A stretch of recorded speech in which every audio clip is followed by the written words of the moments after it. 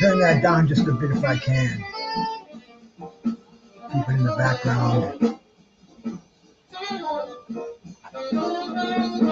There we go.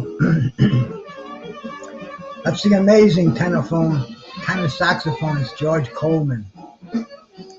That was a concert he did at Small's Jazz Club a night or two ago. Small's in downtown New York City. And I found George. I go around to a lot of jazz stations. And George Coleman, man, this is a Miles Davis album. It's called My Funny Valentine. Came out in 1965. This is the classic Miles Quartet. This is Ron Carter. This is Herbie Hancock, Tony Williams, Miles Davis, and pre-Wayne Shorter, George Coleman. George Coleman was the tenor sax player with Miles. And this album is the My Funny Valentine, the French tour, the concert in France. And it's funny because I saw George Coleman. I saw him in Providence in about 1980 at a club called Allery's. Nice club, man. They had couches in the front row. I was sitting on a couch. I had a joint between my fingers. I had a cigar between my other fingers. Some Cavazier. George Coleman blowing the fucking tunes in my face. I mean, dude, this was heaven. But anyway, just played on Green Dolphin Street. And I hope I can get away with it. But anyway, man, that's George Coleman, fantastic player. And shout out to anybody that came in here. I see Just Do, my brother, Cassandra, PGH Big Dog. Thank you guys for coming in here, man. This is a on this day. I hope that music's not too loud in the background. Is it okay? I want to have something playing. I just don't want to have it overbearing. I can cut it down a bit on here if I have to. Maybe a little more. How's that? Okay. But we keep the live track going in the background. And that's, like I said, that was at Smalls Jazz Club. That's George Coleman, the amazing George Coleman on tenor sax, Spike Wilner on piano, Peter Washington on bass, and Joe Farnsworth on drums. And that was recorded June 20th. Available on YouTube. Smalls Jazz Club. Check out the live performances nightly. But back to my original love, boxing over here, man. Today, June 22nd, a lot of boxing happened on June 22nd. A lot of boxing, and I'm gonna take us back. I'm gonna take us back to 1937. 1937 on the 22nd, man. That's when Joe Louis fought the Cinderella Man, James J. Braddock, and he won the world title. I was going to say his first world title, his only world title. I mean, dude, the dude only had it for 12 years and defended it 25 times, a record to this day. But on this day, in 1937, he won the title from James J. Braddock. James J. Braddock, the Cinderella Man. He wasn't born James J. Braddock. He was born James Walter Braddock. But I guess the name James J. is synonymous with boxing. James J. Jeffries and James J. Colbert. So Jim J. is a pretty good moniker. It was back in those days. But anywho, man, Max Schmeling, who beat Joe Louis a year earlier, knocked Joe Louis out in his only loss at the time. Only loss for a long time. But Max Schmeling was supposed to get the fight with James J. Braddock. And you know, a lot of Americans, they didn't want the title to go to Germany. The country was on the threshold of war, on the threshold of World War II, and you know, and it kind of spilled down to the boxing world. But Braddock hurt himself, and they postponed the fight with Schmeling, and Joe Louis stepped in, man, and James J. Braddock, he had a very sharp manager. His name was Joe Gould. He worked out a deal with Joe Louis's people. He not only got $300,000 back in 1937. I wonder what that was worth. Let me let's find out what that was worth. See if I can find my calculating my calculator over here. All right, we'll ask. Let's see, 300,000 in 1937. What it would be worth today?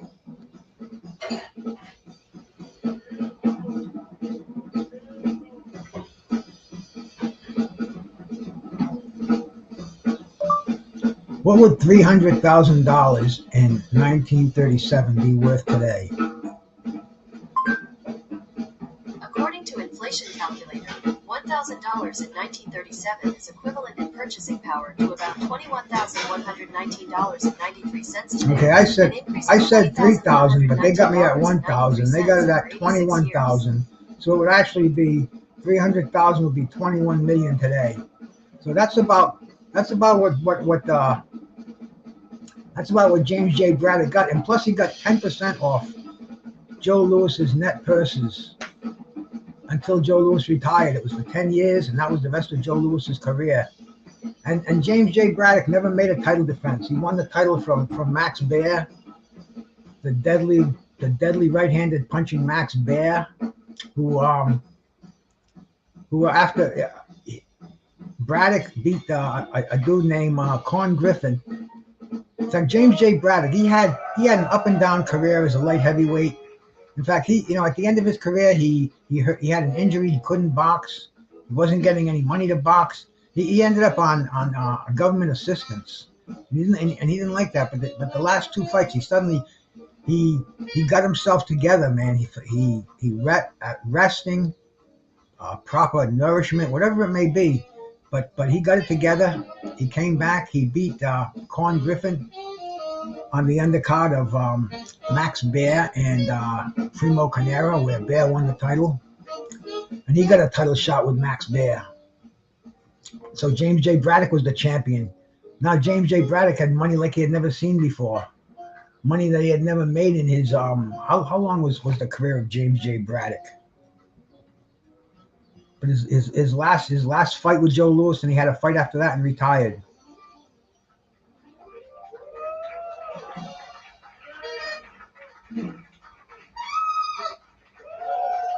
Let's see, when was his fight?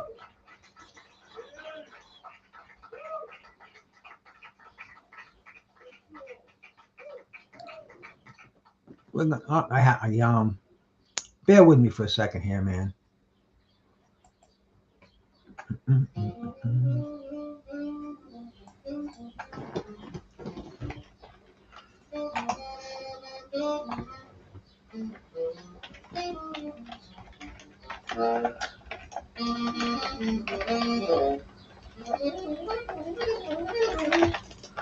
Okay, here we go.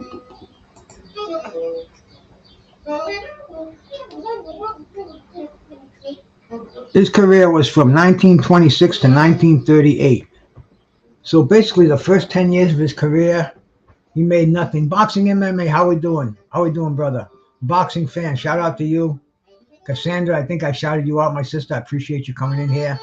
And like I said, this was Joe Louis's first title on this day in 1937. I'm gonna pull it up.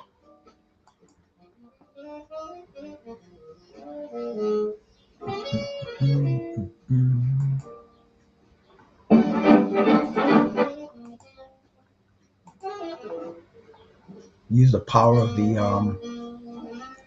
of my screen sharing over here. Boom. And here we go, man. Here we are. Joe Louis and James J. Braddock in their title fight. And this fight was held in Sheminsky Park, Chicago, Illinois, the home of the Chicago White Sox. Referee was Tommy Thomas.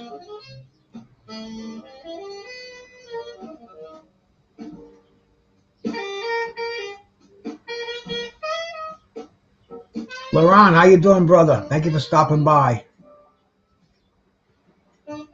Yeah, that was it was a very slick move on the part of Joe Gould, who managed James J. Braddock, and a poor move on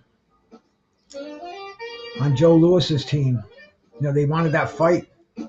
Louis didn't feel like he was the champ. Even though he beat James J. Braddock, he didn't feel like he was the champ until he beat Schmeling. We're going to show that fight next because that happened a year later on this very day, man. So many things happened on this day, June 22nd. I want to get through just a few of them if I can. But they're in center ring in Shemansky Park in Chicago. Is it Shemansky? Kamensky Park. Okay. Hey, Daniel Agnew, how we doing, brother? We're here talking about on this day some of the legendary fights we had, and we're starting off with Joe Louis when he won his world heavyweight title against the Cinderella Man, James J. Braddock. I mean, a storybook career for James J. Braddock at the end too, man. He there's a great movie that came out too called The Cinderella Man. and check it out. It's fairly historically correct. I thought it was pretty cool. I love boxing movies anyway, man. I just saw the George Foreman movie. Very cool, very cool. And you can get them now. You don't even have to leave your house, man. You get them on the internet.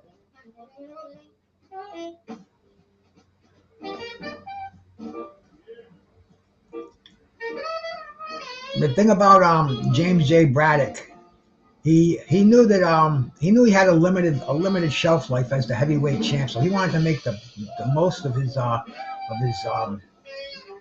selling power, and he did it over here, man. His one defense, unsuccessful against Joe Louis. Excuse me, I have the legendary Green Dragon over here at my disposal. It's calling to me.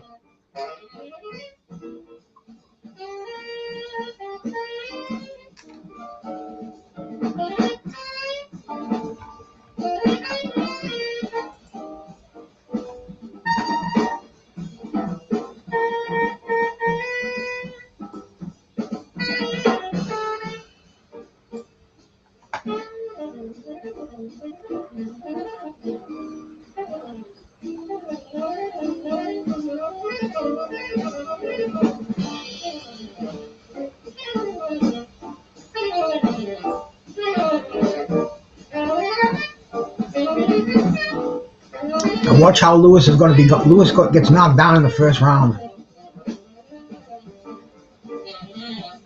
Totally unexpected. James J. Braddock, I believe it was the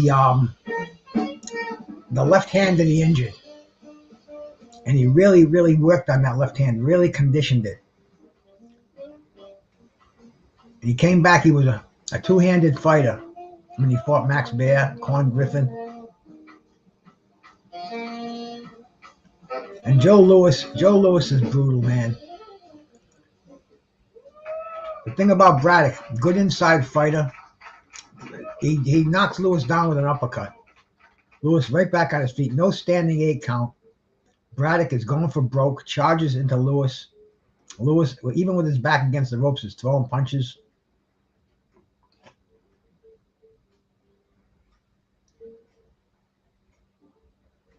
And Joe Louis, man, taking control, even after getting knocked down. Tremendous right hand on Braddock's jaw. And that's the end of the first round.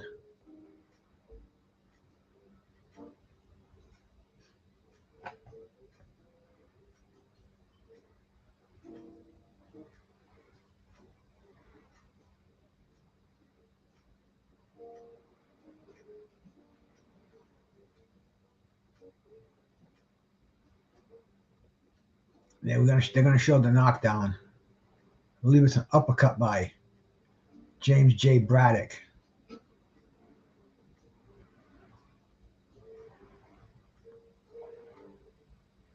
Boom, right there. Bang. Beautiful counter right uppercut. Counters Joe Louis, straight right hand. Beautiful punch. You know, the old veteran, Jimmy Braddock, had one more good one in him. That was his last chance of retaining the heavyweight championship of the world. Joe Louis was on his game after this.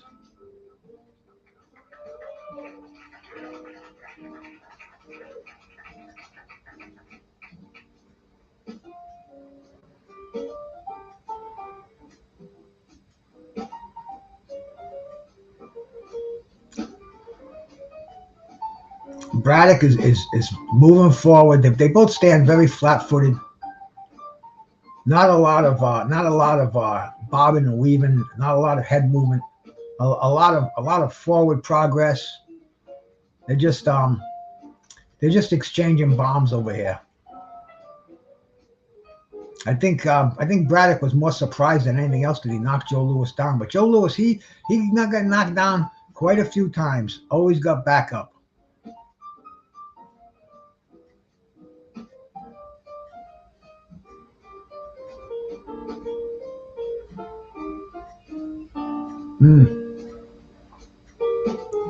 And it's funny because this is only one of the fights that was on this day.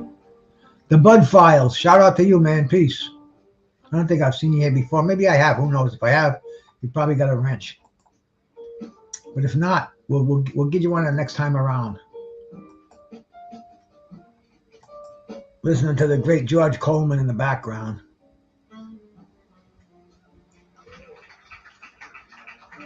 And there's Joe, man. Joe Louis has got that straight ahead, that stand-up style. He keeps his elbows tucked in, always throwing punches, though. That's the thing about Joe Louis. Maximum leverage on his punches.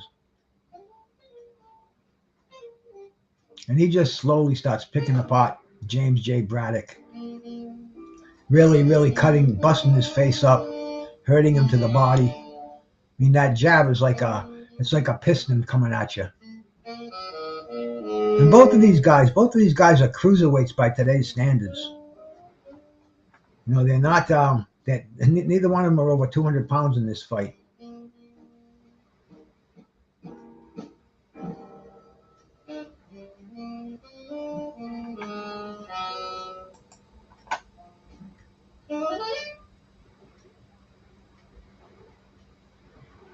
And they're working on Braddock, very, very calm in Joe Louis's corner.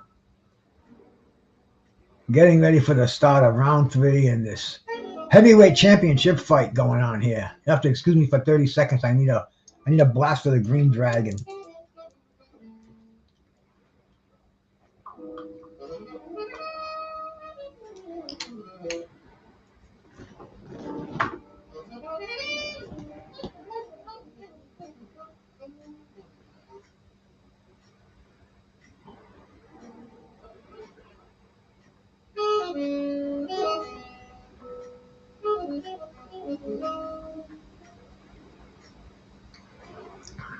Good punches by James Braddock. He's tagging Joe Louis.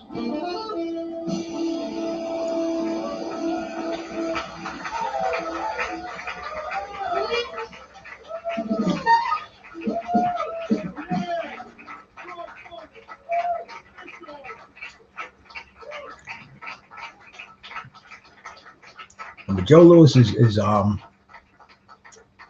is in charge in this fight. You know, Braddock's, it wasn't easy, but Joe Louis is definitely under control over here. Conserving a lot of energy, throws those short, compact punches, doesn't wind up. He's got the maximum leverage in there. And even that jab, you can see he's knocking Braddock back on his heels when he lands a solid jab.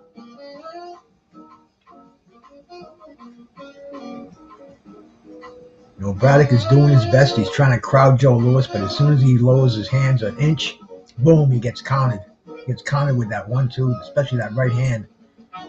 Bang, there it is, man.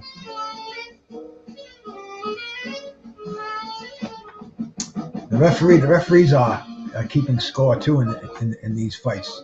Arthur Donovan, he had 2 judges, and the referee also kept score.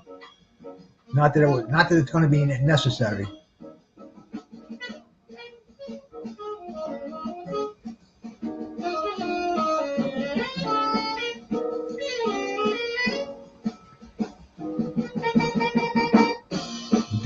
There in center ring. Braddock is still coming forward, still trying to get through the impregnable defense of Joe Louis. Boom! When he throws in a wide punch, Joe Louis just lands with that quick combination, lightning fast. And you can see Joe Louis is, when Joe Louis wants to come forward, Braddock has to give him ground.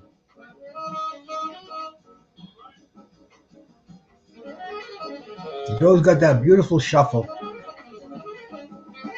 Oh, just hit Braddock with a body shot. Stood him straight up. Nailed him to the face with combinations. Oh. Systematically taking James J. Braddock apart. Arthur Donovan breaking up the fighters.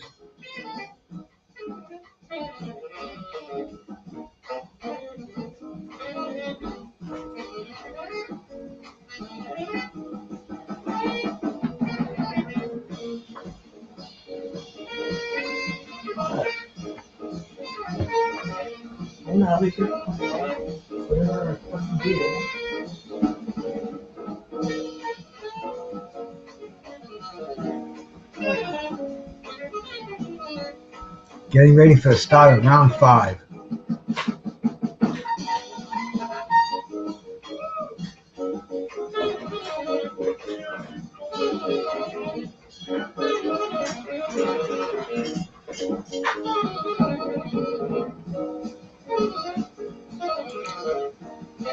Schmeling is definitely not giving that title away easily.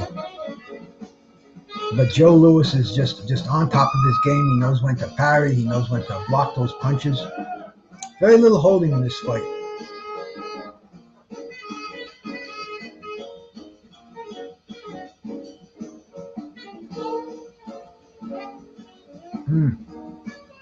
Louis working to the body.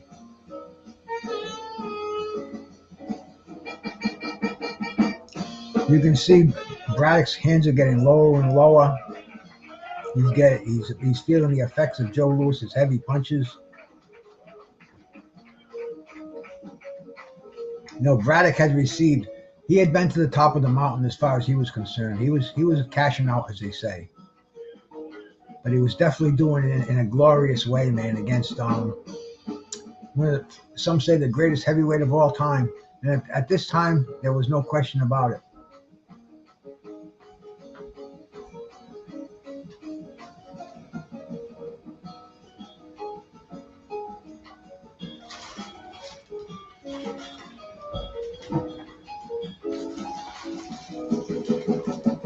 The end of round 5, I believe. And here we go for the start of round 6. Hey, Remy, my brother. Shout out to you, man. Thank you for coming by. Just showing a little bit of classic fights that happened on this day. And this one was in 1937, even before I was around.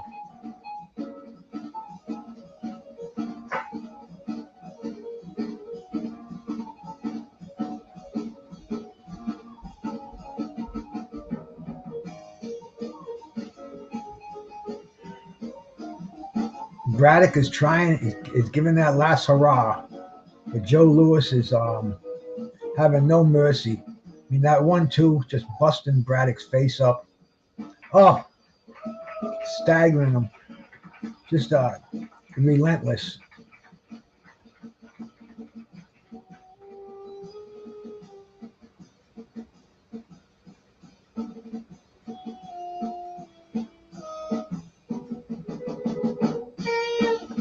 Oh.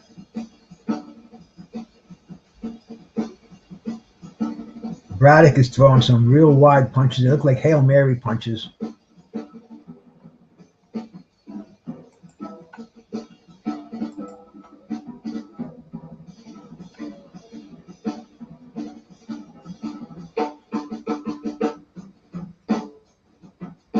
Nick and my brother, salute, man. How you doing, brother? Showing what happened on this day. This is 1937. A lot of great boxing happened today. I'm trying to share a few of the fights if I can. And here we are, man. This is the fateful round 7.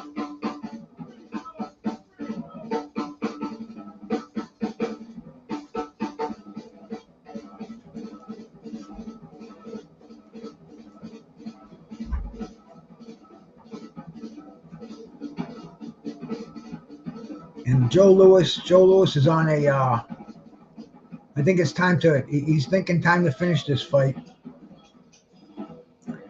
Braddock does not want to go so easily. I mean, this fight is the epitome of a fighter going out on his shield.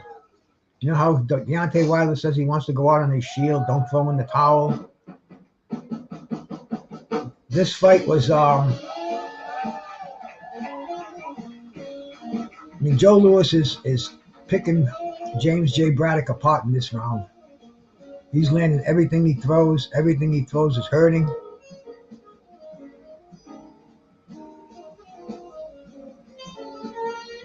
Braddock has no snap on his punches. Not even blocking him anymore.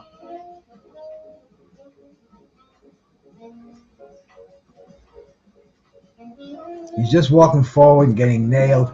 Body punches, head punches.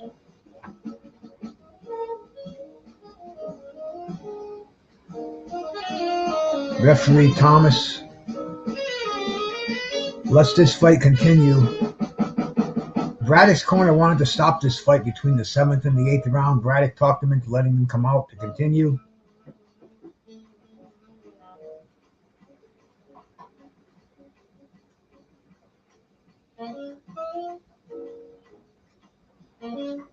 Joe Louis is setting him up. Braddock knows he only has one more round, so he has to do something. A lot of love for the Cinderella man. Hey, how you doing, landlord brother? Peace to you, man. Thank you for coming by.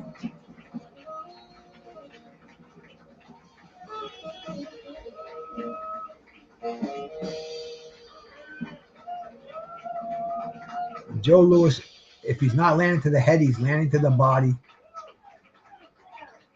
A man with a mission.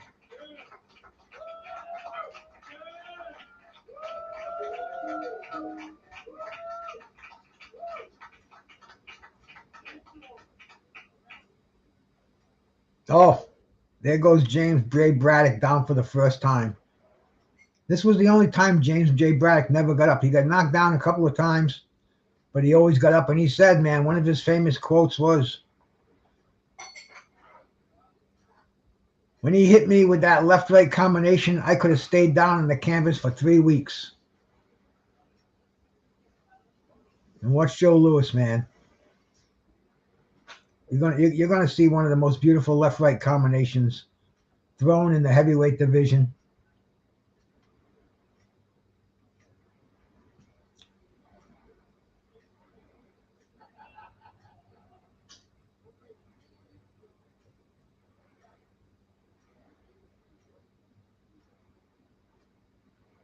Waiting on Braddock to walk right into the trap. Boom. And that was it, man. That was the end of it.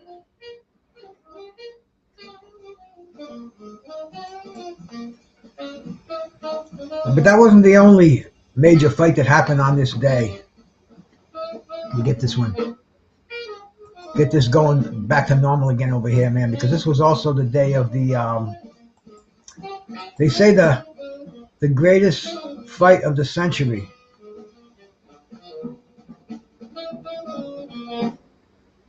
The fight of the decade, it was called. Took place on this day, June 22nd, 1938. And that was, some people say, one of the greatest fights of all time. That was Joe Louis and Max Schmeling. Historically,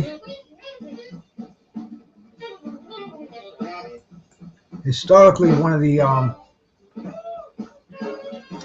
the biggest fights of all time. You know, the country's on the verge of World War II. We had Joe Louis. The Nazis claimed Max Schmeling. I mean, this fight made the whole world stop. UGC Flame, how we doing, brother? I mean, this fight made the world stop. They say even the hookers took the night off in New York to listen to this fight. Let me see if I can dig this one up, man. This was a short fight. It was a 1-round fight, but there was so much hype to this fight. You know, this was see, Joe Louis had already won the title in the fight we just saw with James J. Braddock, but he didn't feel like a champ because he got beat. He got knocked out by Max Schmeling. His only defeat up until this time. And you know, like I said earlier, Max Schmeling, they wanted Max Schmeling to have a title shot. The president of the United States, was it Roosevelt? I can't remember exactly who it was. I'm so bad when I do that, but it was FDR. He told Joe Louis, win this one for freedom. And the referee was Arthur Donovan. And he was told under no circumstances do you stop this fight until there's a definite winner.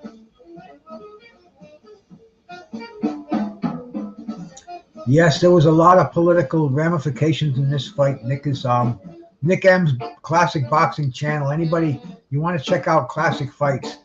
I download these, and I get away with it. I give all due credit to the content creators on here. I stated in on my page.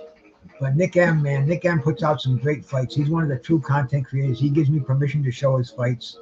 And if you're not subbed to Nick M's Classic Boxing Channel, definitely do it, man. Definitely do it, because this is a real historian with some awesome fights on tape. Some fights that you wouldn't even think they would be out there, but they're out there, man. You know, when you're ever sitting around and want to knock your boxing IQ up a point or two, go check out Nick M's Boxing Channel, man.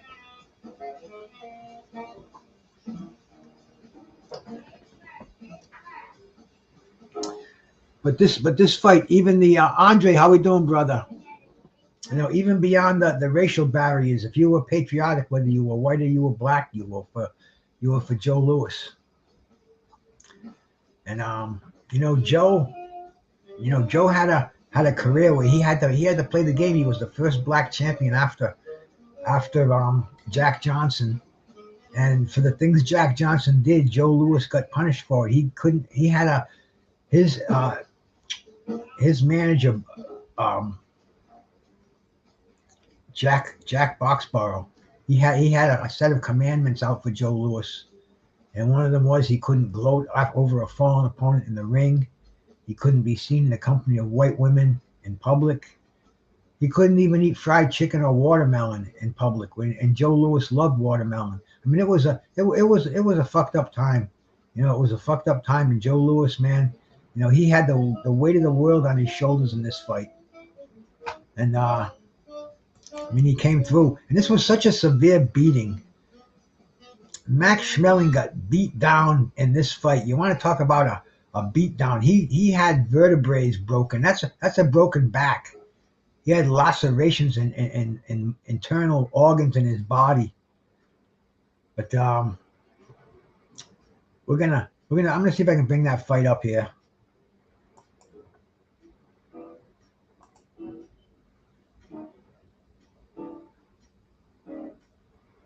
We can get by the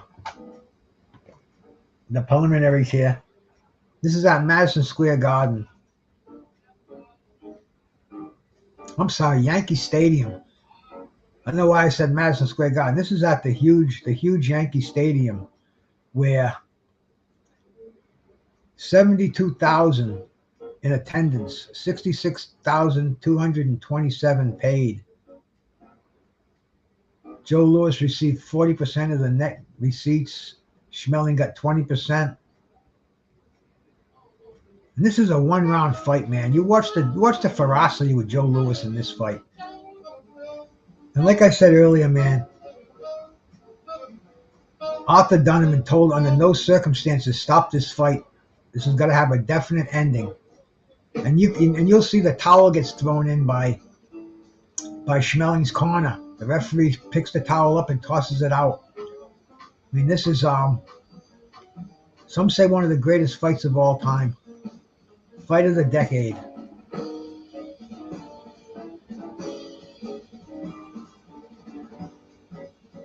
Joe Louis is just like a cat ready to pounce on his prey. Those body shots.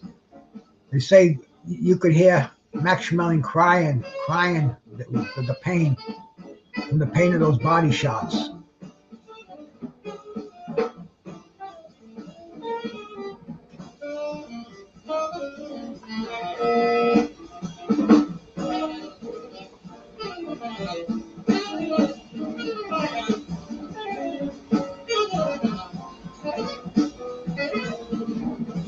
And there goes Joe Louis, man. Joe Louis is just,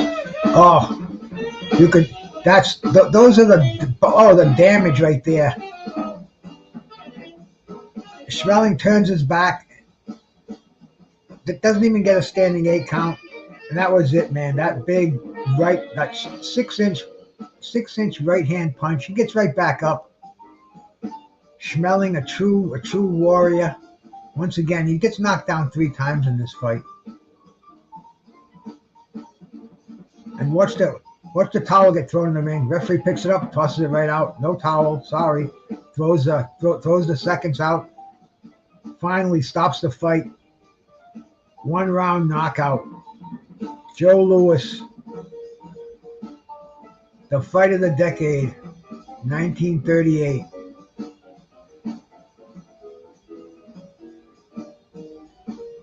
Look at those hammering fucking bricks that Joe Louis is just throwing at Max Schmeling. And you notice he's not winding up. That's all leverage. That's all just beautiful natural boxing power coming from his toes. So compact. Oh man. Max Schmeling didn't know what to do. He had won the first fight on pure boxing. He saw something. He saw Joe Louis. Every time he threw his jab, he left it hanging out there, and he dropped that right hand over the left jab. Joe Louis corrected that problem, and it didn't happen again. And this is what happened on this day, 1938. Oh,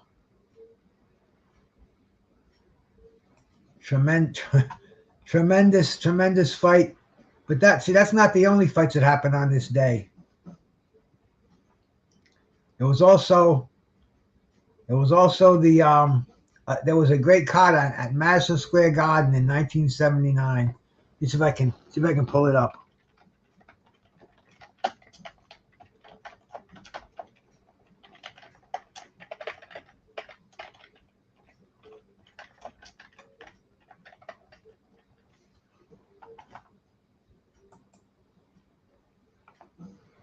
Got to tell him I'm not a robot,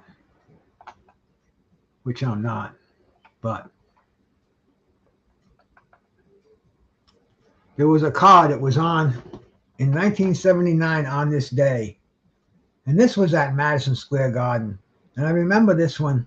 This was at the it was on HBO, I believe, but HBO wasn't even a thing around here yet, and it was a co-main event. In fact, there were quite a few decent fights on this card, but the two main fights, the main event was Larry Holmes against Mike Weaver, and Mike Weaver, an amazing career. Larry Holmes, I mean, that goes without speaking, one of the greatest heavyweights of all times. When we speak of Joe Louis, we speak of Muhammad Ali, we speak of Jack Johnson, we can speak of Larry Holmes. Larry Holmes was that good. Larry Holmes, one of the greatest. Mike Weaver was he was a perennial contender, and he fought. There were 3 heavyweights out of the West Coast. It was Stan Ward, it was Leroy Jones, and it was Mike Weaver, and Weaver was the best out of the 3. And Weaver got the United States Championship. He beat Scott Ledoux. I don't know if it was before this fight or after this fight. Let me check and see.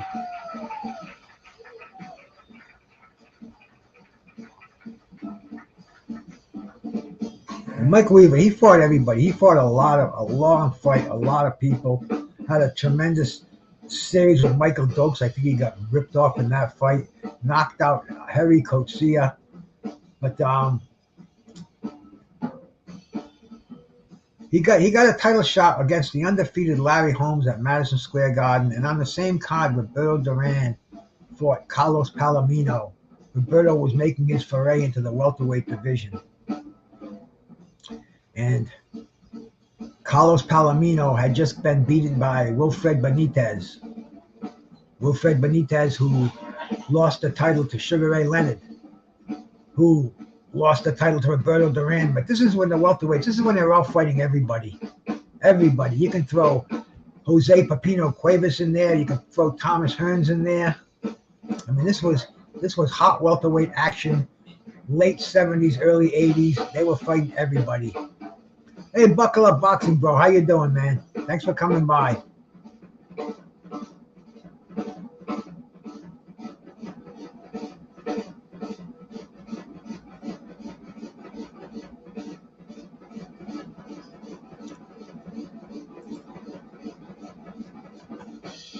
I guess that holds a little bit of truth. I spit out a lot of things, and sometimes I don't know where they come from, but I mean, this is the love we have for boxing over here.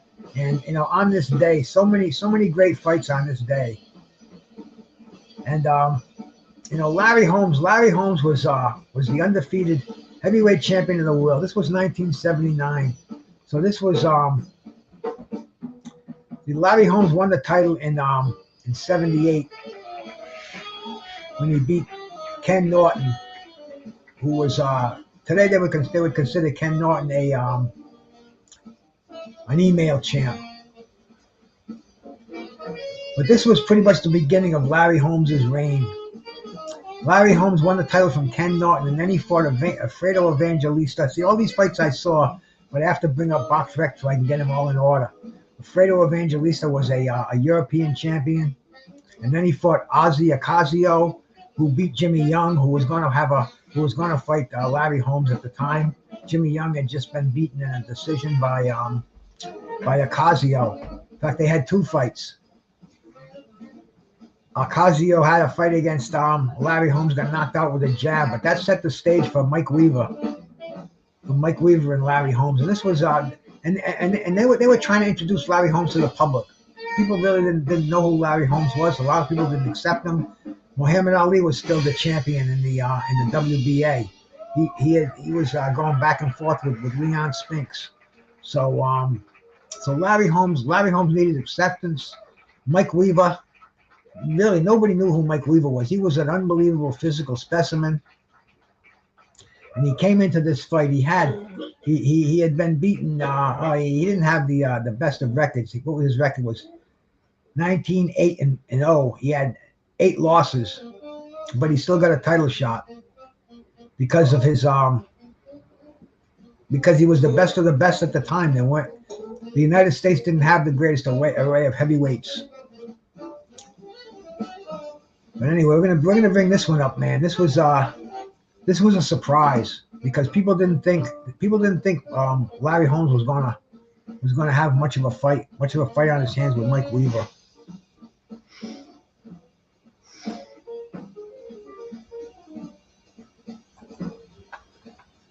Don King's promoting Larry Holmes at the time. This is when Don King was bringing us the best fights. Hey, Marky Don, how you doing, brother? Larry 30-0 with 21 knockouts. He's got Richie Giacchetti as his trainer.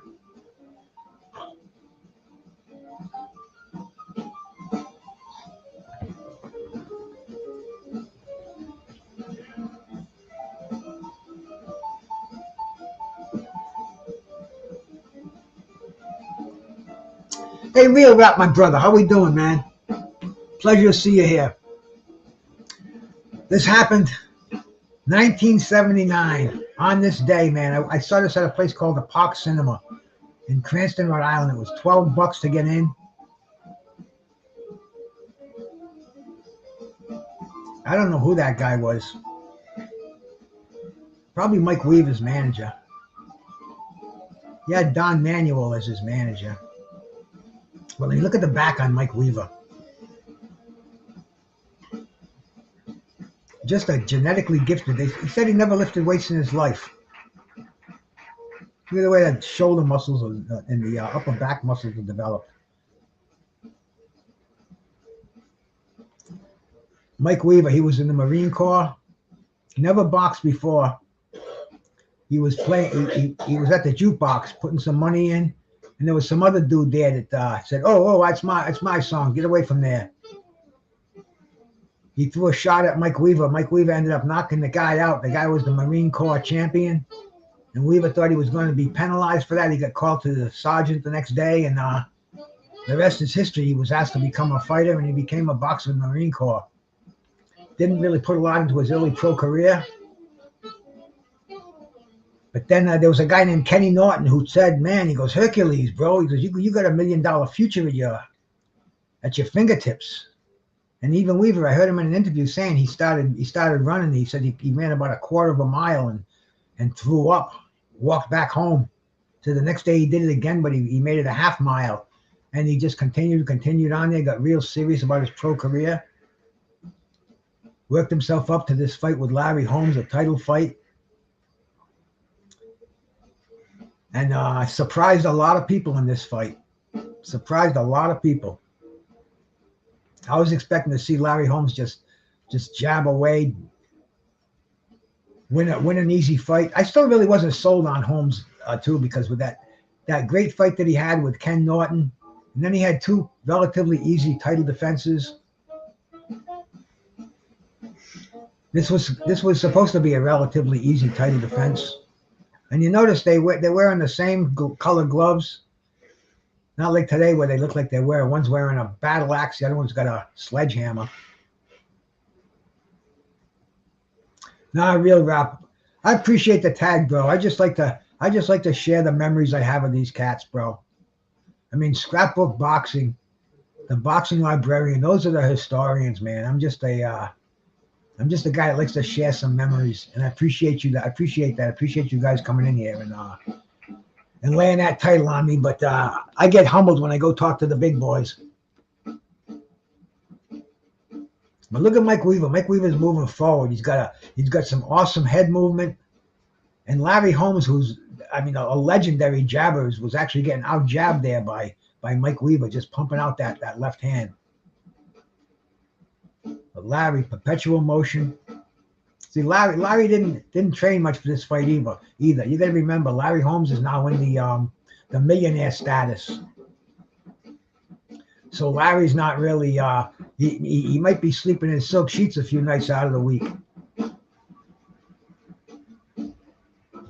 Mike Weaver, devastating punches. You got to remember that within the next year, Mike Weaver became the WBA heavyweight champion. Much gratitude, Real Rap. You are too, brother. You got a great channel, man. You can even move a white man sometimes on that channel, bro. So you got to be doing something right. You got some great stuff on there, bro. And that was the end of the first round. And I think Larry Holmes is saying, "What did I get myself into?" Yeah, HBO. Yeah, see, this fight was on HBO, like I said, but HBO wasn't available anywhere at the time. You couldn't even rent a hotel. The first time we had HBO was at the Biltmore Hotel. I used to rent a room when there was HBO fights on. We could see the fight, bring food up there, bring pizza up there, and not leave a mess. Didn't have to worry about it.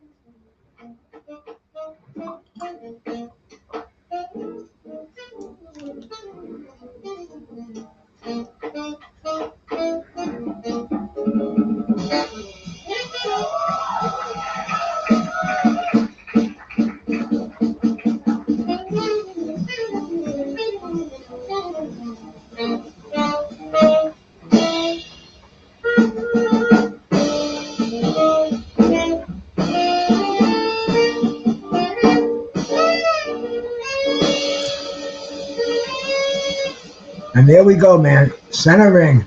Mike Weaver. Mike Weaver is hungry. This is his big break. This is when he was getting noticed. See, I had never seen Mike Weaver in action. I just read about him in the magazines. And like I said, he was big on the West Coast. I don't even think he had a U.S. title yet. He got a U.S. title at a couple of fights after this. Kevin Knight, how are we doing, brother?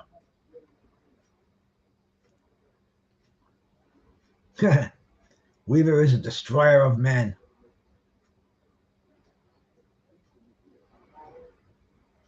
But Larry Holmes, he's fighting in Muhammad Ali's shadow. He's trying to justify his claim as the heavyweight champ of the world. And this is all leading into that showdown with Ali, that sad fight. But Larry Holmes, he's just coming into his prime.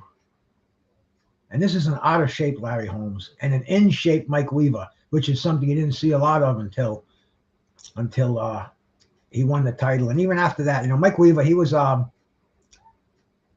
he didn't have a lot of activity, and that hurt him. That's what fighters today should look back on, guys like Mike Weaver, because Mike Weaver, he could have been a millionaire. He could have had it all. He got the bum end of a stoppage, and he fought Michael Dokes, and he got the bad end of a decision, 15-round decision.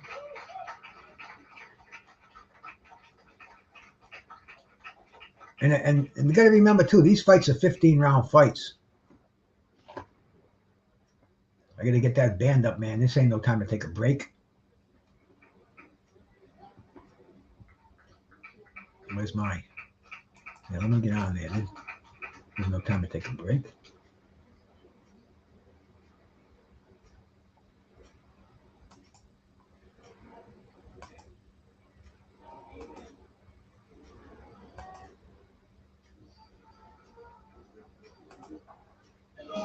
There we go. Okay, guys. The break is over.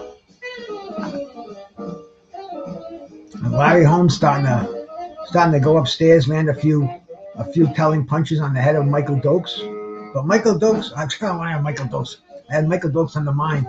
Mike Weaver. Hercules Mike Weaver.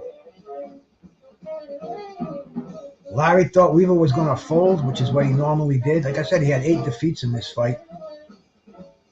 But Weaver just had something pushing him on here. Queen, my sister, shout out to you. Peace.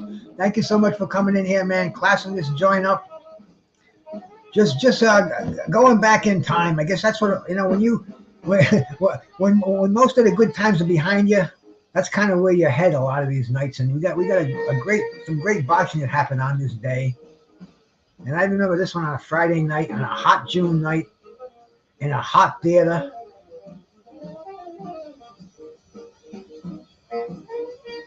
And Hercules Weaver is in number 5 ranked.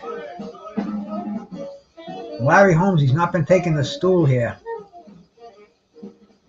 Trying to show everybody the amazing shape that he's in.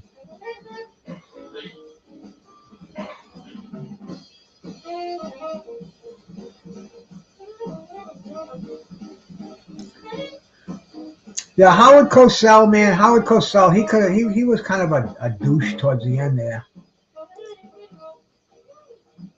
In fact, the last fight that he called was the Larry Holmes and Tex Cobb fight. And he just said after that, that's it, man. I'm out of professional boxing.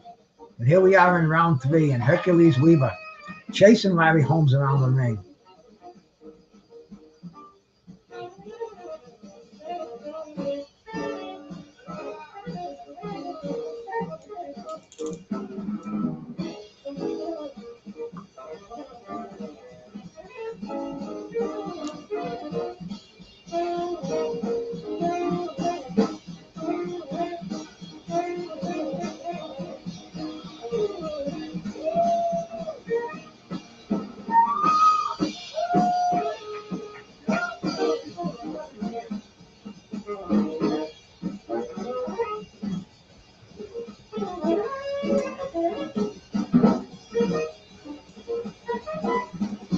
Sorry about that silence, man. Every time I do a hit of this green dragon, I do it sublingually, which means it's absorbed under the tongue. It bypasses the digestive tract and the liver and all that shit. Goes right into the bloodstream. So I have to keep my mouth shut for 30 seconds, which is not very conductive to doing a live broadcast here. You don't want dead air, but hey, I don't want green stuff spewing all over the screen either.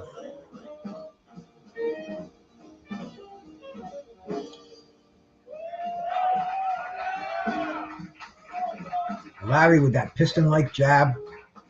Not discouraging Mike Weaver, though. I guess he doesn't have the distance closed in quite yet.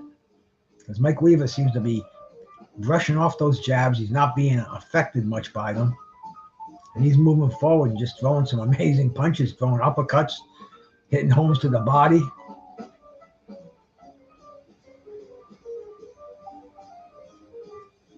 The thing about Larry Holmes, man, you know your face was going to be in for a stinging from those jabs when you fought Larry Holmes. That was a given.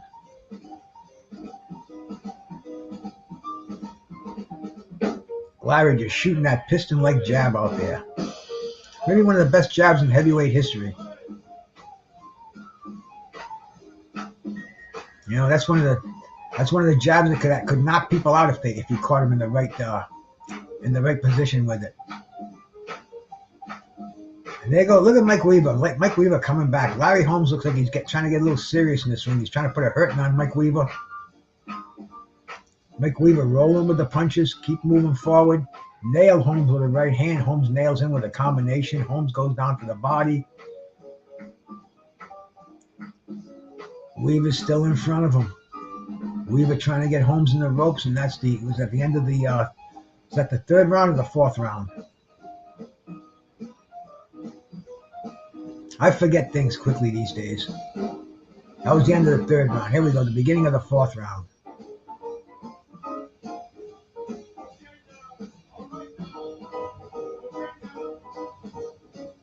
New York, Madison Square Garden. I wanted to go to New York this weekend. I heard it's going to rain on Saturday, and it's an outdoor event. And I can't really find anybody that wants to go there with me from Rhode Island. So it's kind of like, going to New York on the bus by yourself. I don't know, man. I'm kind of, this is one that's going to be put off till the last hour. And I just may have to forego this trip because the last thing I want to do is be stranded in Times Square in the rain. But I'm going to kick myself in the ass if I don't go. So we'll see what happens. We still got 3 days to decide. I got to call my friend Mad Chad, see if I can talk him into taking that ride.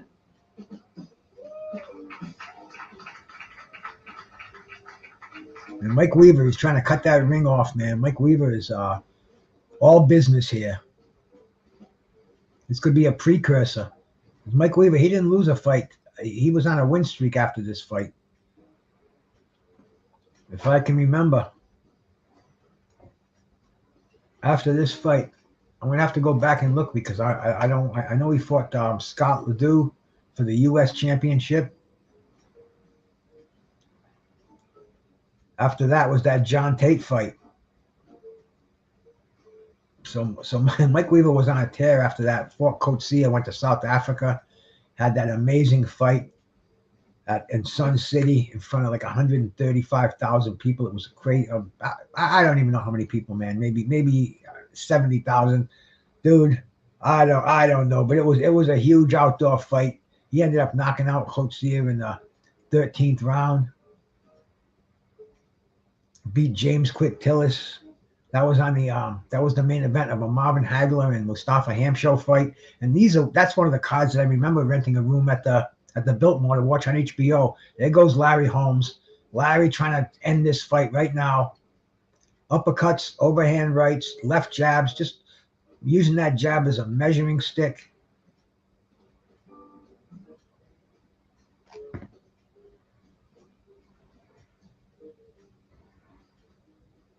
Mike Weaver's not going anywhere, though. Mike Weaver's standing right there, man, going toe-to-toe with Larry Holmes.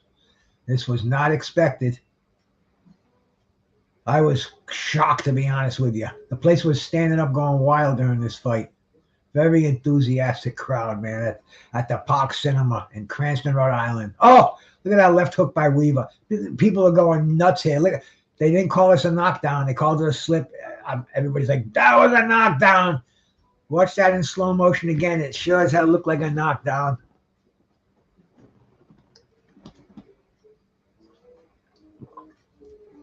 Larry was a bitch when he got knocked down. You remember when Ernie Shavers knocked him down? Came back like a tiger. And he's doing the same with Mike Weaver. Hey, Nelly, how we doing, my brother? Nice to see you in here, man. Just going back to the past, a blast from the past over here on this day. And this is one of the fights. This is the third one we've watched over here. I appreciate anybody that's hung in here with me for even 10 minutes, man, you know. I appreciate it like you wouldn't believe because I was just, I want to get some watch hours. I want to get some, just see when, I like doing this on a regular basis. And when I lay off doing it, I get lazy and I don't do it. And pretty soon I look at it, so I'm saying 2 weeks since I did this. Holy shit. So I saw all the fights that were happening today. I've been meaning to do it for a couple of days, but you know how things happen and blah, blah, blah, blah. But I said, fuck it today. I'm putting a thumbnail up and I'm going to go head first, man. There we go. Larry Holmes trying to end this fight. Watch this left hook that, hey, Teach brother, peace. Watch this left hook that Mike Weaver's going to nail him with. Weaver withstood that attack in the corner. Come on, show that knockdown or non-knockdown. Weaver's coming off a 5-bout knockout streak. Larry Holmes is he had two fights before this. He had that 15-round war with Ken Norton. Then he beat Ocasio and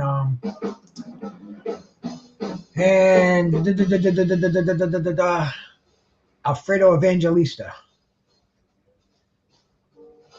And there we go. Weaver looks like he's got a little charge, a little bee in his bonnet, as they say. He's moving forward. Larry is on his toes. Larry is doing a little bit of bicycle work, man. Larry didn't expect a hungry kid in here. He expected this guy with a 19-8 record to to give him an easy night tonight. But Mike Weaver, like I said, he didn't take his career seriously.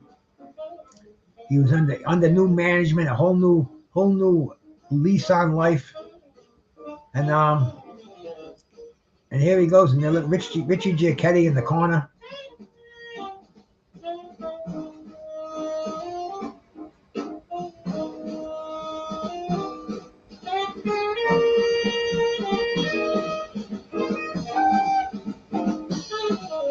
That's going to be a great fight, man. That's the one we're all talking about. The pressure of Errol Spence, the skill of Bud Crawford. Dude, who knows about it? That's such a 50-50 fight. I change every day. I change my pick. I don't even like to make picks. I just want to see a great fight. I don't give a fuck who wins that fight. I want to see it live up to expectations. I want to see. I just here we go, man. I want to see a fight like this. But we got two undefeated, both belt carrying champions right now. Mike Weaver's got Larry Holmes against that ropes.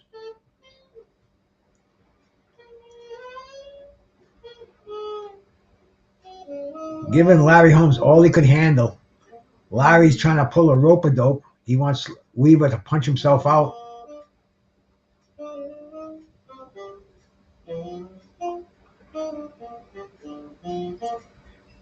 Weaver's chasing Larry Holmes all over the place. Larry Holmes is going back in the corner. Larry Holmes is trying to play a rope-a-dope, but Weaver's not that stupid. Weaver's a smart dude, bro. He's not falling for that. Weaver's been around. He's been on a losing end of. He's worn himself out in 3 rounds. He's not going to expend that needless energy. He is what you call a fighter who's been educated through experience.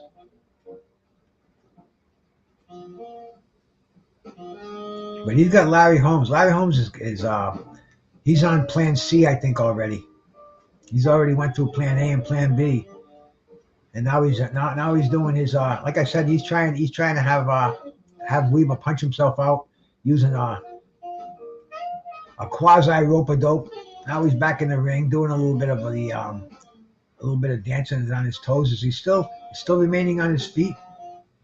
Yep, he's got the stool in there now. Larry Holmes is taking a seat. Bones, how you doing, brother? Peace to you, man. Major Key, salute, bro. How you doing, bro? Major Key, I'm surprised you don't know Mike Weaver. I bet your connections. You could probably get an interview with Weaver. And these dudes, they rematched this fight 20 years later. 20. That's what I said. 2-0. I think it was in Mississippi. It was on a Legends contest, but it was a legitimate fight. Larry Holmes called Mike Weaver, said, "Hey, Mike." I can't remember the figure, but it was enough to get him off the couch. And Larry Holmes, he didn't know when to hang him up either. Larry Holmes was fighting until he was 50 years old. He looked at a fight like, this is another apartment building right here. And he went through with it. Yeah, 20 years later, bro. It's amazing. And they wanted a rematch immediately. After Weaver won his title, he won the WBA title when he beat John Tate. Holmes had his WBC belt. They wanted to unify. Holmes didn't want it. Holmes said, "Oh, hell no. I already fought this dude. I don't want to fight him again." And You know, I discredit Holmes a lot for that. I think he should have. I think he should have unified the belt. See, Holmes never unified a title. Holmes was 7 years. Lord knows how many defenses he had, but Holmes never had. He was never unified or undisputed. He always had one belt. He even dropped the WBC belt. He was sick of paying the sanctioning fees and fighting their mandatory contenders. He was supposed to fight Mike Weaver, Michael Dokes, Dynamite Dokes, Greg Page. He said, hell no, man, I'm not fighting those guys. He gave him the belt back. The IBF, the first heavyweight belt that they had, they gave it to Larry Holmes, and Larry Holmes was coronated the inaugural the IBF heavyweight champ of the world. He lost that to Michael Spinks, who in turn gave that belt up. It ended up on Tony Tucker's waist, and then it ended up on Mike Tyson's waist. But belts, man, you know, it really wasn't the belts, it's the quality of the fighter.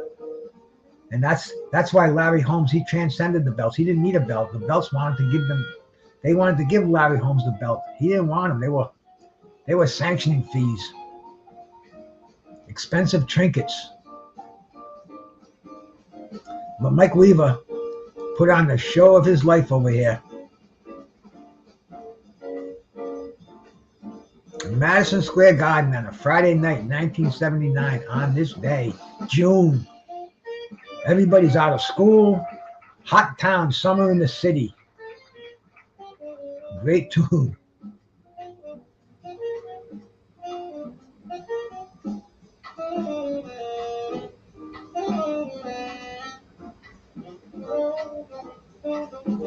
And Larry, man, he doesn't want to give up that belt. Larry hasn't tasted those millions yet.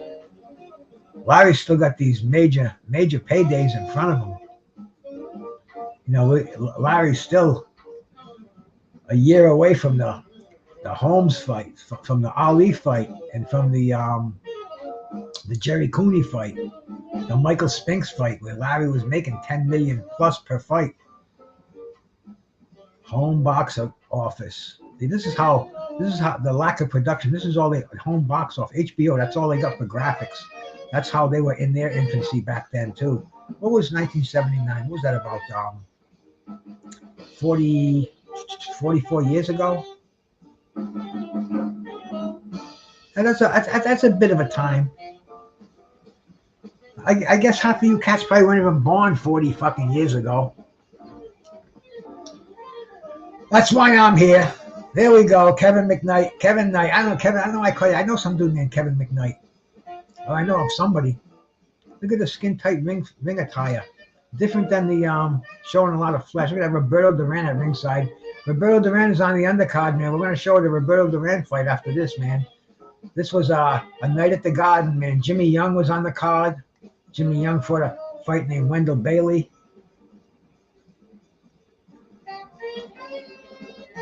Hey, Bruce, do you listen to relaxation sounds? I'm addicted to them now. No, not really, bro. I listen to all kind of music. I listen to a lot of jazz. I listen to rock. I put something different. I love music, but it doesn't really relax me. I don't know what it does to me. Maybe it does. But see, I can't sleep to music. If I put jazz on and I try to go to bed and I try to sleep, I'll start getting into the music and be, hey, I gotta shut this off, man. You know, I'll get into the fucking solos. And then if I put something really, really funky on, I'll get into the polyrhythmics and those crazy scales. And I mean, it's insane, but I guess it relaxes me because I guess what doesn't make me angry and what doesn't fuck me up relaxes me. Basically, this relaxes me, man. This relaxes me and excites me and does it all in the same hour. I got my water over here, my blood boxing tumbler that he sent me. I don't know if it was Blood or Fistiana. I think they're like a duo that made this sucker up, but this is great, man. It's got Miles Davis on it. It's got Marvin Hagler on it. It's got Curtis Anderson. It's got my Bruce Gass, Boxing, Jazz, and More. The Toka 2, the Green Dragon Tincture. Styling and profiling. Now these dudes are on break again. I gotta get this band up, man. They can't be No breaks over here. Come on, guys. Get back there. There we go. Come on. There we go. That's George Coleman, former Miles Davis tenor sax player, one of the greatest in the world. He's playing with Spike Wilner on piano, Peter Washington on bass, and the great Joe Farnsworth on drums, and they're at Smalls Jazz Club in the heart of Manhattan.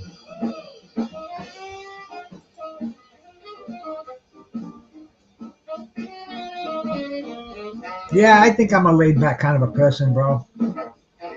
Why not, right? I don't want to be an uptight person.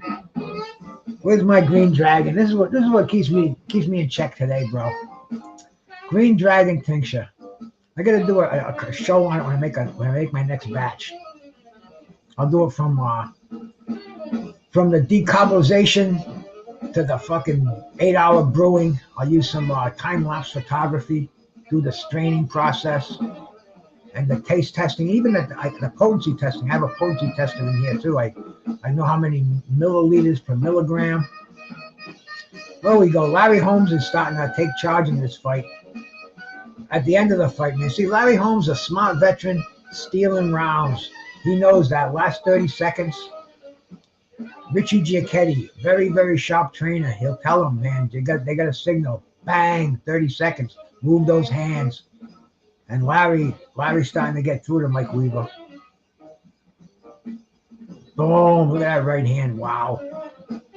Weaver takes it. He's still on his feet. Hey, Iceman, how you doing, brother? Let me make sure you got a wrench, man.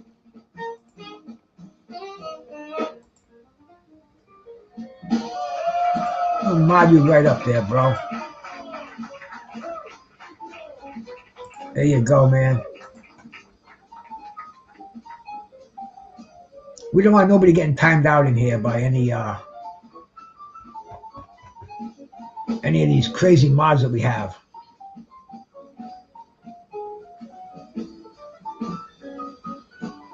There we go, man. Round number 8, heavyweight championship fight on this day, 1979, Madison Square Garden, New York City.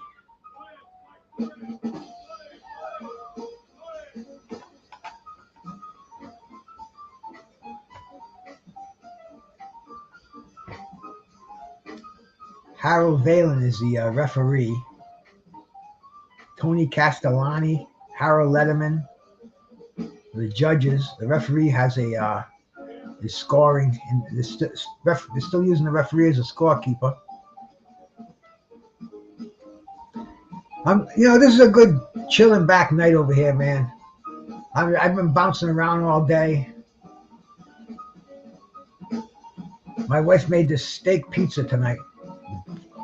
It had some sliced sirloin on it, and some onions and peppers, and a little overcooked, but it was cool though. It was okay. And the Caesar salad on the side.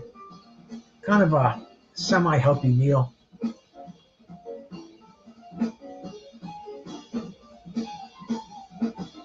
No heartburn, which is a good thing.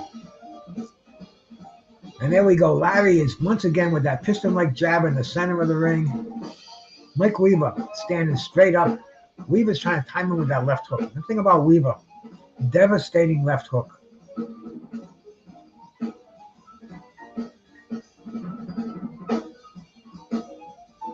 Larry trying to time him with that right hand. Weaver with a right hand of his own. I mean, this is a give and take fight. This was totally unexpected. Watching this fight live, I thought Larry Holmes was going to be a short-lived heavyweight champion during this fight. I thought Weaver had the key. I didn't think Larry Holmes was going to be able to stand up to the assault. But man, Larry definitely proved a lot of us wrong.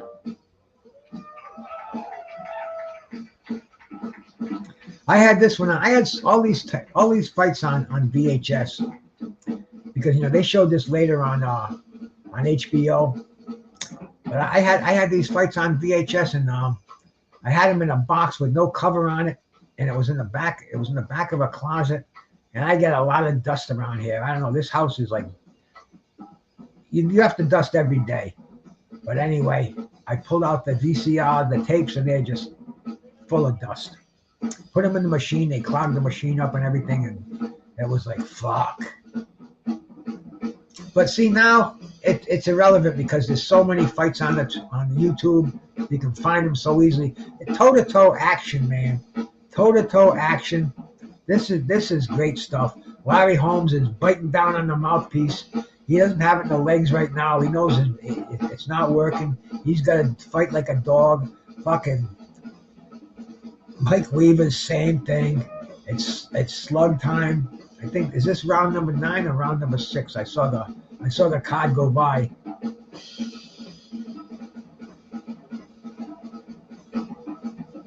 Round number 9.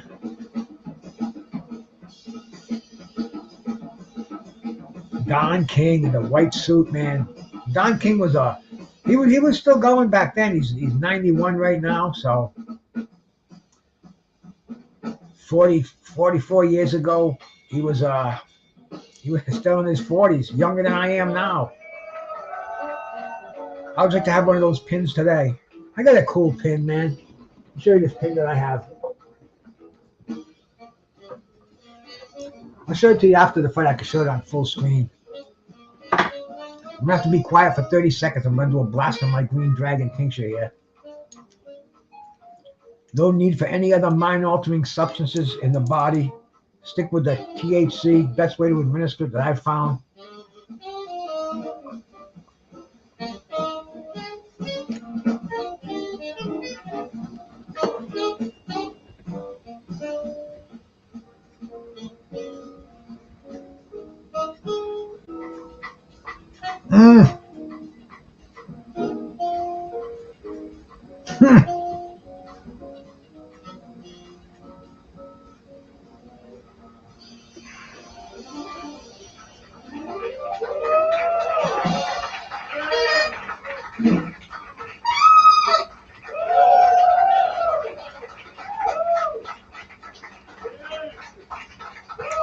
Larry has not been in a fight like this in a long time.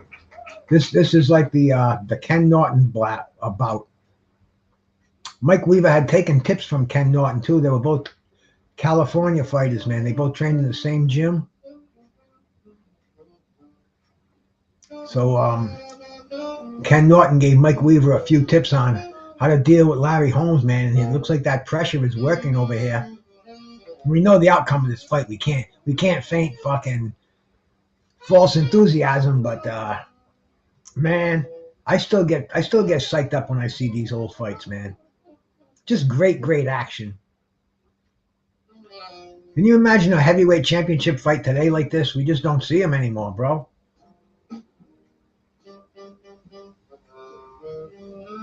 Dude, my friend Joe from Ireland, he pointed something out on my comments that I put out, on my things I put out on this day in my community page. I've had the anniversary of the Lennox Lewis Vitaly Klitschko fight. And he said, you know, Bruce, he said, this was the last heavyweight championship fight that meant something. He says, because any of us boxing guys out there, we could probably name every heavyweight champion from John L. Sullivan up until Lennox Lewis. After that, man, he says, I couldn't name you might as well ask me to name the one-legged ping pong players from Rhode Island, you know? I mean, and it's the truth. This is when everybody knew who the heavyweight champion was that meant something. You know, after the Lennox Lewis era, the title went all over the place, man. Sometimes you can name a fighter and you'd say he was a heavyweight champion of the world. Oh yeah. He was the WBA when it was split up, and then they came up with their super. And I mean, like I said before, Larry Holmes only had one belt in his life at a time. Never unified, never undisputed, never any doubt who the greatest heavyweight of the world was from 1978 to 1985, bro. That was Larry Holmes, man. Awesome, Kevin Knight. You should see if you can get in touch with him. See if he wants to do some talking on here. Lamont Brewster, I've seen him on a couple of shows before, and he's got some great shit to say, man. I was when he knocked out Vladimir Klitschko. That was one of those. Oh shit! What the fuck? Whoa! These are the moments I live for in boxing. These are the like I said there. You can only describe 2 words: the oh shit moments. My brother George Jakovic, he's a big proponent of that. He does a little oh shit moments in boxing. But here we go, round number 10. Very unexpected title defense, tough title defense. Larry Holmes against Mike Hercules Weaver. No need for steroids. Fucking Mike Weaver looks like he's juiced, jacked to the max. Doesn't even lift weights. In fact, he's got 3 brothers, Troy, Floyd, and Lloyd. They're triplets, identical triplets, and they're all built like brick shit houses. Back in the day, I used to kind of affiliate him with Donald Duck and Huey, Dewey, and Louie. Floyd, Lloyd, and I mean, the Weaver triplets. They never achieved the status of Mike. Never even achieved world championship status. And it was tougher to get a world championship back then. But laid back California people. Mike Weaver, he broke that stereotype. And he hurt Larry there. Larry's like, you didn't hurt me. Come on, Weaver's. I think he's got some self-doubt. He's still not going out like he hurt you. Larry's saying, you hurt me. Come on. Referee, I don't know what he's stopping the action for. Oh, look at that right hand by Mike Weaver. There we go. See, Larry knocks him out with an uppercut. So you watch. Larry's trying to lure him in. He's trying to time that uppercut. Watch that right uppercut.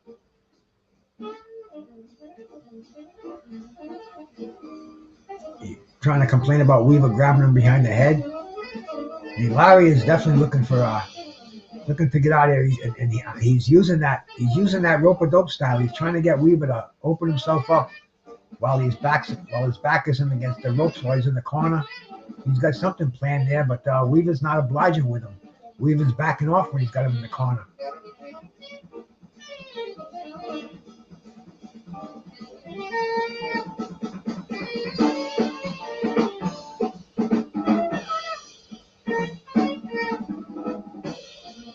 Oh, Weaver trying to throw that overhand, and Larry, like I said, Larry is getting himself primed for that uppercut.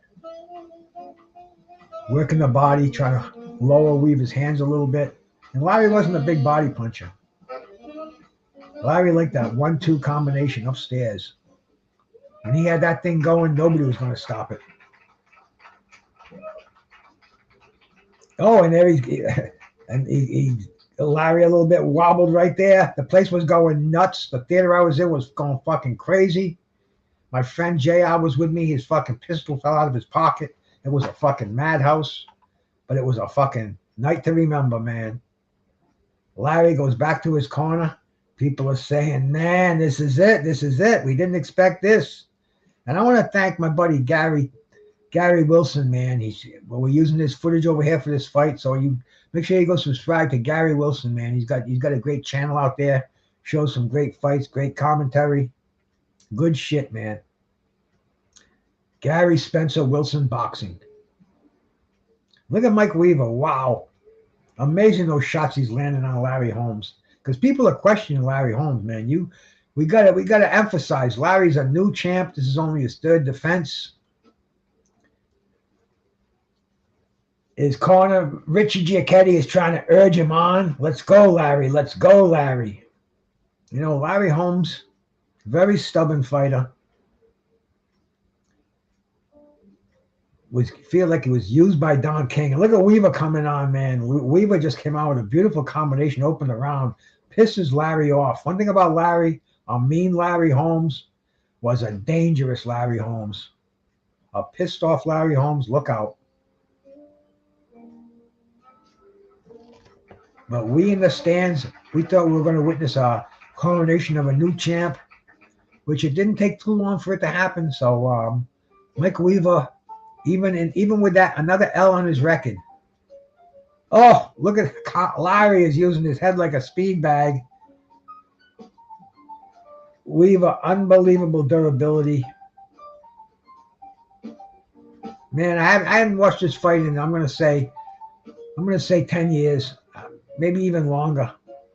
It's just an amazing fight.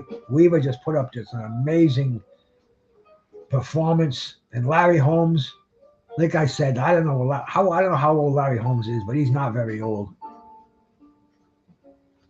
He's in his 20s.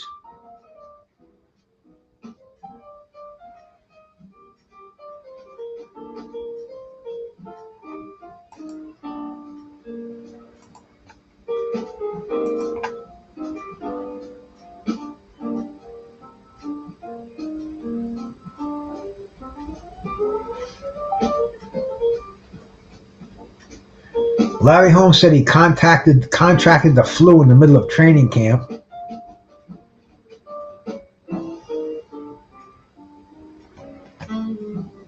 The WBC had Weaver ranked number 8th in the world. Oh, Larry trying those uppercuts, landing inside, landing on the outside, landing those wide punches. Weaver is taking them. Weaver coming back with combinations. This was great to be watching live. You didn't know what the fuck was going on. You didn't know if Larry Holmes was going to get knocked out, or you didn't know if Mike Weaver was going to crumble like he usually does.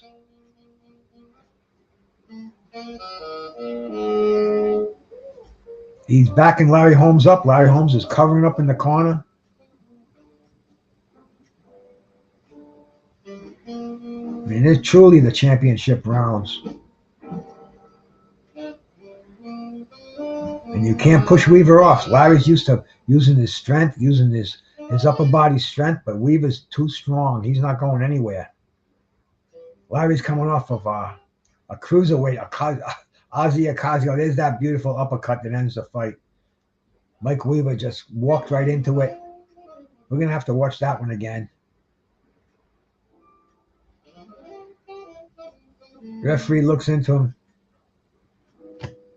The round is over.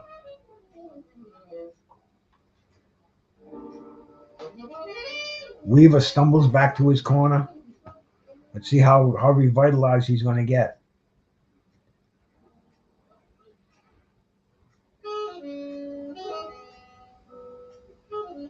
$14,000 people in Madison Square Garden to see this fight. Here's that uppercut. Boom! Right uppercut sends Weaver right flat on his back.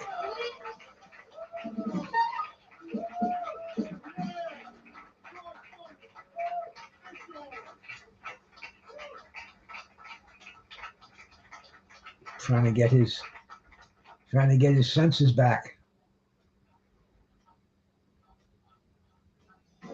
Larry Holmes getting his instructions. The fateful 12th round. Remember, these fights are 15 rounds. If this was a 12-round fight, you think it would have been a different outcome? But here we go, man. Larry Holmes, man, a great finisher. When Larry's got you hurt, there's not a better heavyweight finisher. Larry had that evil eye. He's got Mike Weaver against those ropes. Kind of helpless. Landing every right hand he throws. Referee Harold Valen taking a good look at Mike Weaver. That's it. He's had enough. He's seen enough. So Larry Holmes with his third successful defense of the WBA championship. On this day, way tougher fight than expected. I'm just going to show the accuracy of Larry's. That 1-2, like I said, man, that right hand, boom. Sets him up for another one. Now the referee had seen enough. Mercifully steps in. Boxing fan, salute, brother.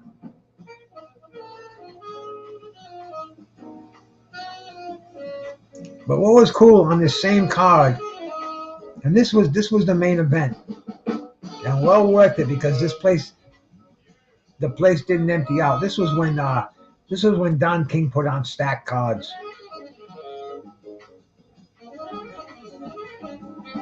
Larry Holmes improves to 31-0, 21 knockouts. Very, very difficult decision for him. And like I said, man, on this same card, we had Roberto Durán.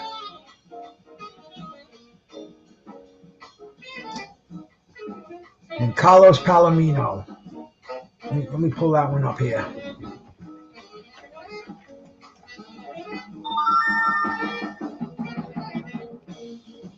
Hang on a second. Let me see who's texting me here.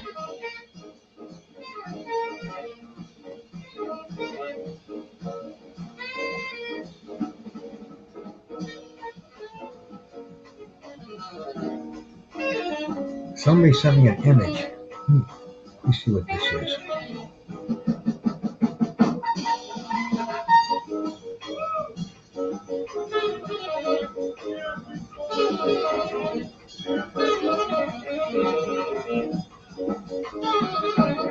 What the heck?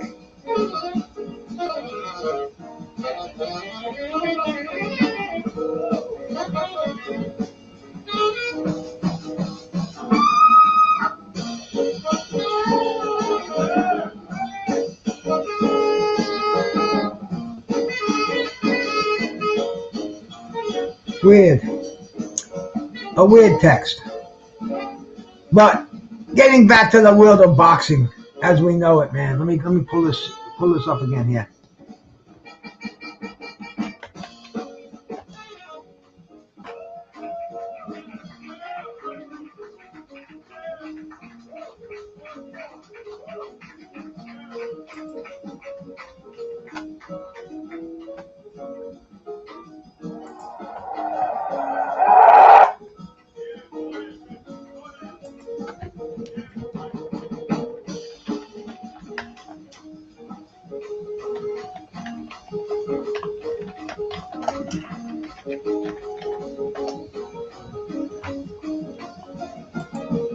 Okay, another fight that we had on this day, because I mean there were quite a few of them, bro. There were like I said, today was an exceptional day for what happened in boxing. Let me pull up my schedule because my list, because I don't have these on my I don't have these in my head. I'm not that big of a fucking a boxing man, but I got a page they're all on though. Vast amount, too many to remember.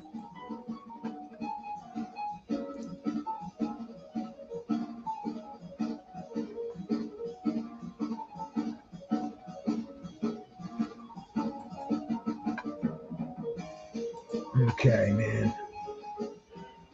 Bonnie Ross fought today. He defeated Monty Sherman.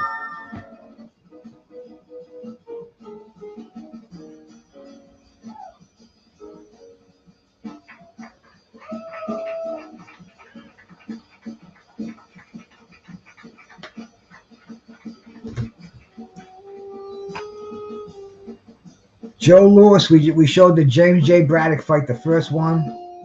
Joe Louis, Max Schmeling today, man. Archie Moore fought today in 1955. He defeated Carl Bobo Olsen. Carlos Palomino, he won the WBC welterweight championship today. He beat John H. Stracey. You know, we're going back a lot now, bro.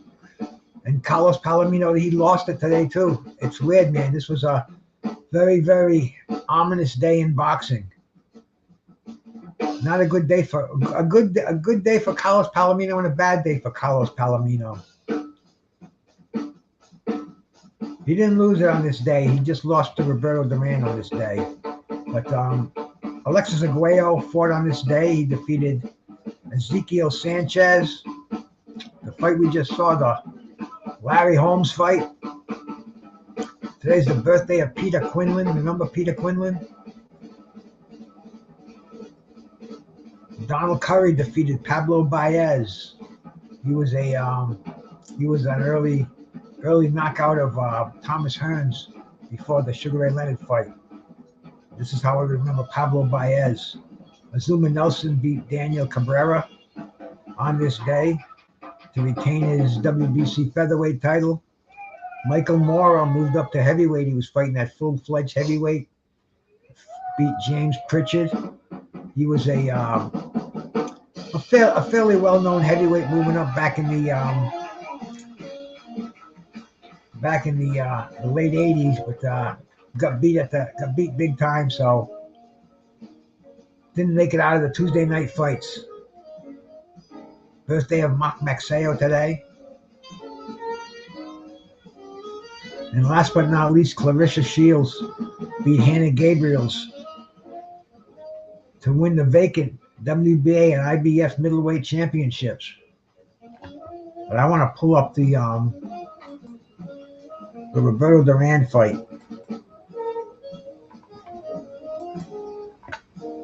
Is this the full fight? No, that's the highlight. I want to get the full fight.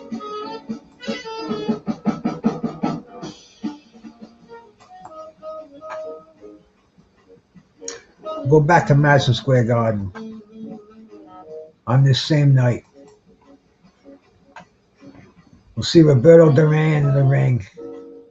Early in his career as a welterweight, taking on former welterweight champion Carlos Palomino. Familiar face, probably one of the greatest referees of all time, Arthur McCanty. Harold Letterman, Tony Castellano, the judges. McCanty was one of the judges too, man. Like I said earlier, this is a Don King card. This was the semi-main event to the Larry Holmes, Mike Weaver fight we just saw. There's Carlos Palomino with the mustache. He was a spokesman for Miller Lite beer. Carlos Palomino, bro. See, these fighters, man, they were known beyond boxing. You could see Carlos Palomino doing the beer commercials. Well, he was a well-known Mexican fighter, highly respected, and of course Roberto Durán didn't even bother with the junior welterweights, bro. 28 years old, and Palomino's only 29 on the downside of his career. Big reach advantage for Palomino. But Roberto Durán, he didn't want to bother with the junior welterweights. He wanted to go after Sugar Ray Leonard. They said get through Carlos Palomino first. Durán said no problem.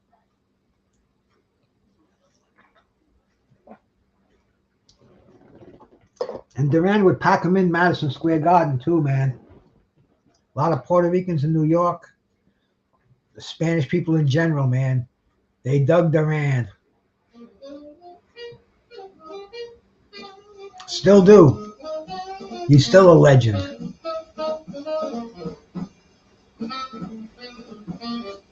And Carlos Palomino, very slick boxer. Had many defenses on ABC's Wide World of Sports, Sports Spectacular, a Saturday Afternoon Darling. Lost his title to the great super wonder kid Wilfred Benitez. Still had something left.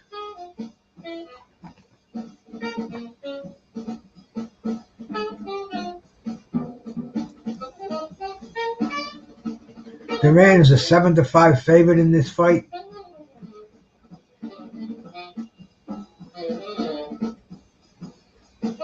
And the networks passed on this fight. You know, they wanted to sell it to ABC, CBS, NBC.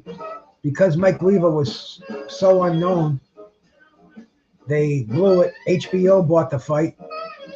And even the Roberto Durán and Carlos Palomino fight couldn't save them as far as the network coverage is concerned. But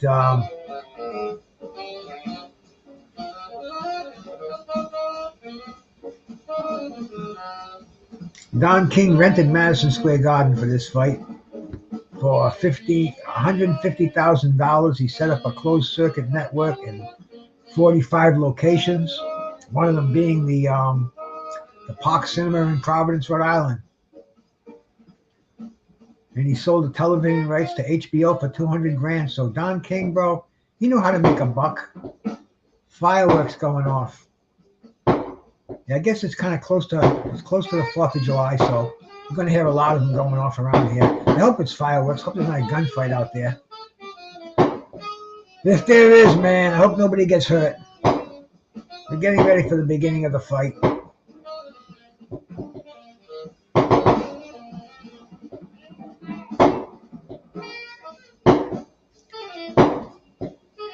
Ray Arcel, Duran's trainer, couldn't speak English. Duran couldn't understand English, but yet they got along.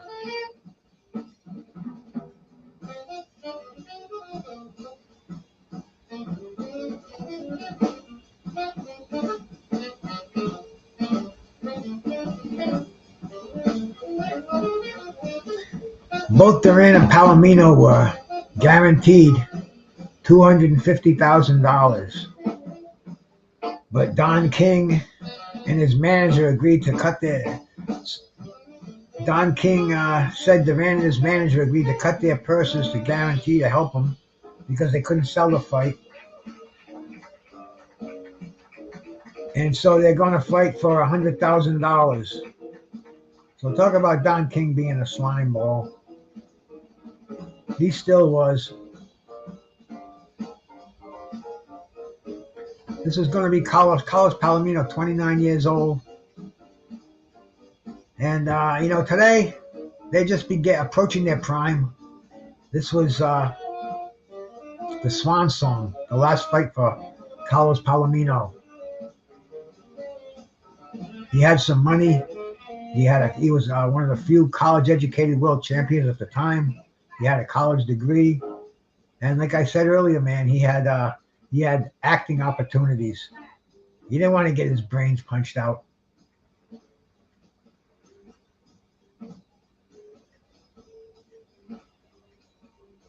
But Durán, he was the Pazmanian devil. With all due respect to my brother Vinny Paz. He was not going to be denied. He had one name on his mind, that was Sugar Ray Leonard. Anybody got between them, they were going to get hurt. And Roberto Durán, he loved New York City. New York City loved him. And he had his birthday, his 32nd birthday party when he won the WBA junior middleweight title when he beat Davey Moore, who recently passed away. His anniversary of his passing was recently. Died very young.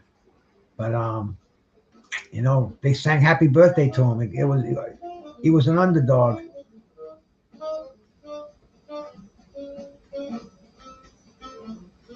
Time for me to do a quick blast. I'm going to have to be quiet for 30 seconds. So, Durán with a nice left hook. Durán is a powerful puncher, pro. Let me tell you. Give me 30 seconds and I'll come back and I'll tell you a few Durán stories.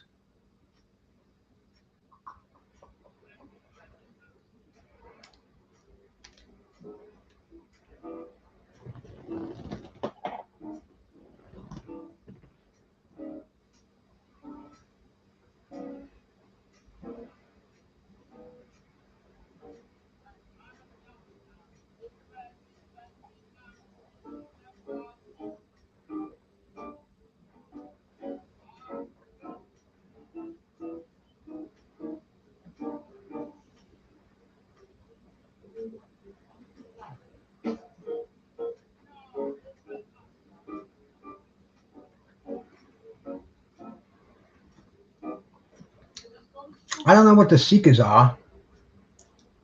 An HBO, the HBO in its total infancy back then. This might have been the first fight that they telecast. They say they did like the Thriller and Manila and stuff, but I'm not that sure about that.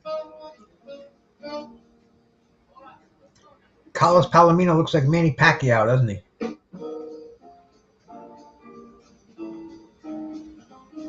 And they're in the second round of this 10-round welterweight fight. But yeah, Roberto Durán. I spoke to Vinny Pazienza not long ago. he fought Roberto Durán twice. And he told me nobody hit him harder. Vinny had 50 professional victories.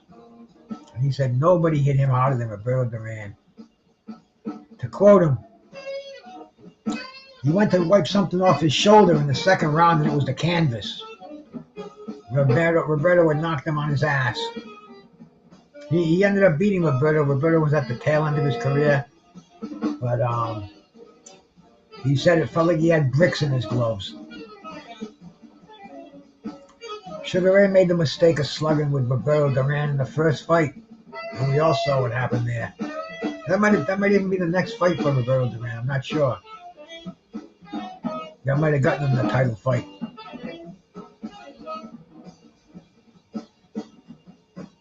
I know he fought Pepino Cuevas. See, all these things, they happened in the early 80s. See, these guys, they weren't inactive like the fighters today. These guys, they fought.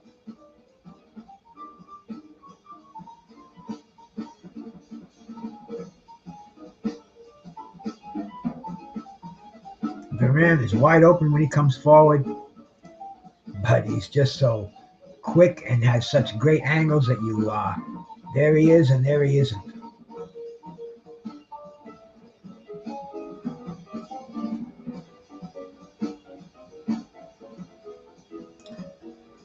He had an amazing career, man.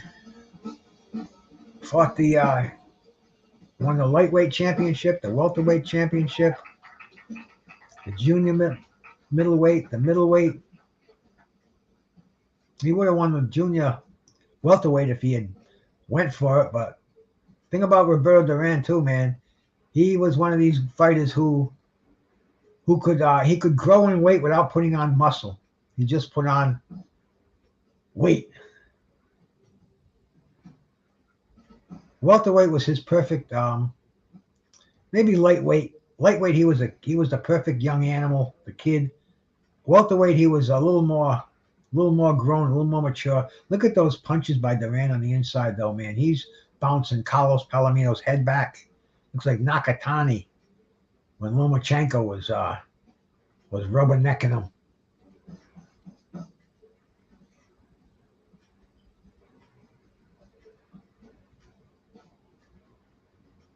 It was definitely razor thin. But see, the thing about Leonard was he fought the wrong fight. You know, that's not what hey, Panche, how you doing, my brother? That's not what the judges or anybody else was looking for in Sugar Ray Leonard. They thought it was going to be the boxer against the brawler. Instead, we had two brawlers going on, and Roberto Durán was just a little bit of a better brawler. Because I was at that fight, too. I wasn't live there, but I saw it on closed circuit. Hey, my friend, Q to God. Salute, brother. And, you know, I wasn't judging that like I'm sitting in front of the television, judging it with a pen and a pencil, but it was plain to see. Sugar Ray Leonard won that fight. I'm sorry. Roberto Durán won that fight. It was close, but it was a unanimous decision. And Durán was pissed. One of the judges called it scored it a draw, so they announced it as a majority decision. But they went back and recounted his scorecards, and it was a unanimous decision. But Roberto Durán, foray into the welterweight division. Look out, he's kicking ass, and there he goes.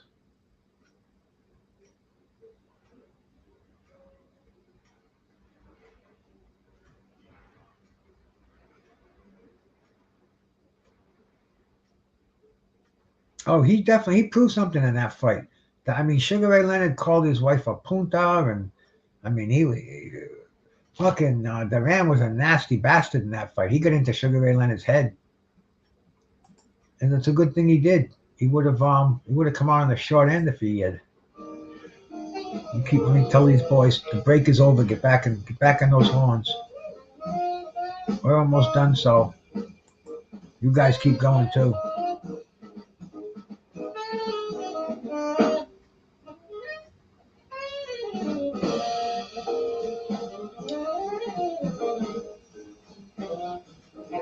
Carlos Palomino was looking to set up and unload with fast punches, but Durán is not stopping him. And Durán was in his absolute prime when he was coming up, when he was moving up. Doing this to Carlos Palomino was unthinkable back in the 70s. He had a lot of title defenses. Let me see if I can look at his record here.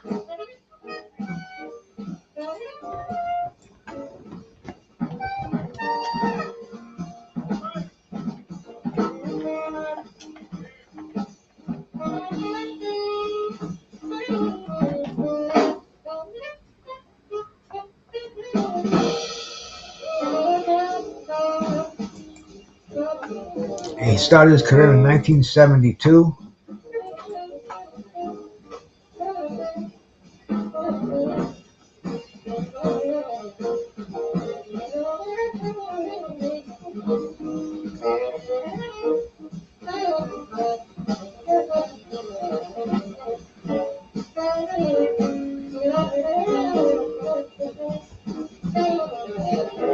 He had a couple of fights after this. Nothing of any noteworthy. He did fight Wilfredo Rivera in his last fight in 1998. He made a comeback. Like he didn't fight. He retired for 10 years after this fight. See, I didn't even pay any attention to his comeback because it was real small stuff.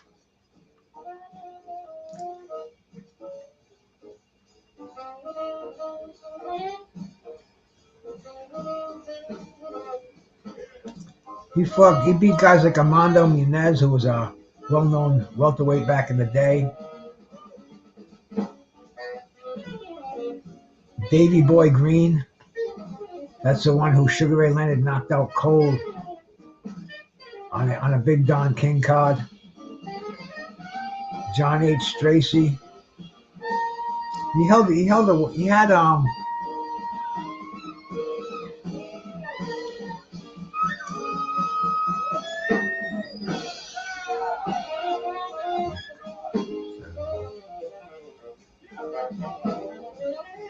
had he defended it 9 times. He lost to Wilfredo Benitez on his 9th defense. So Carlos Palomino had quite a substantial career as a WBC welterweight champion.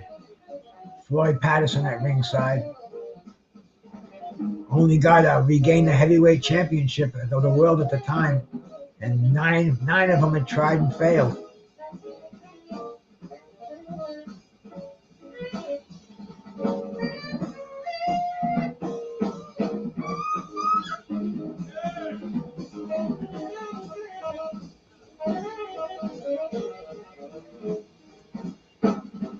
Smacking each other around in the center ring.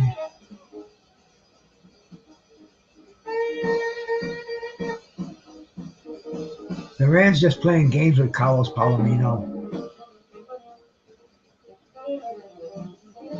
Like Palomino's afraid to throw.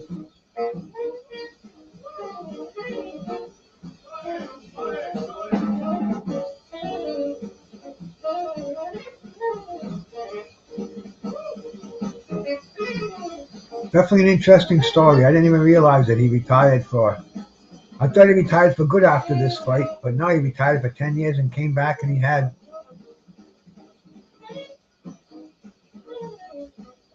He had 5 fights, and he fought on until 1998.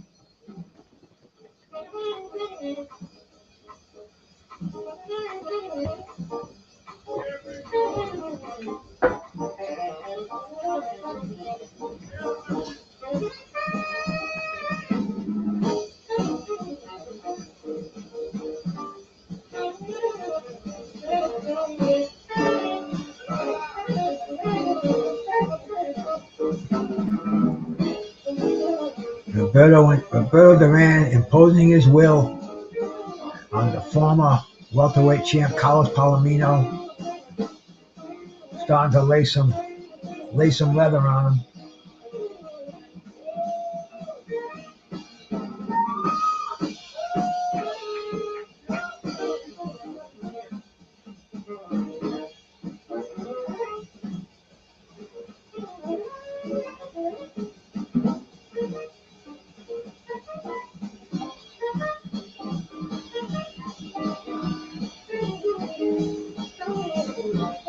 Durán is chasing Carlos Palomino around the ring now.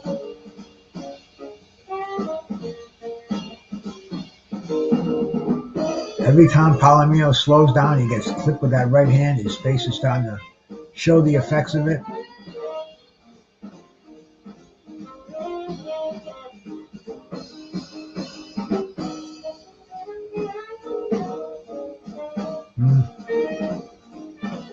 Now, you don't want to fight inside with Roberto Durán. And against the highly respected former welterweight champion, Carlos Palomino.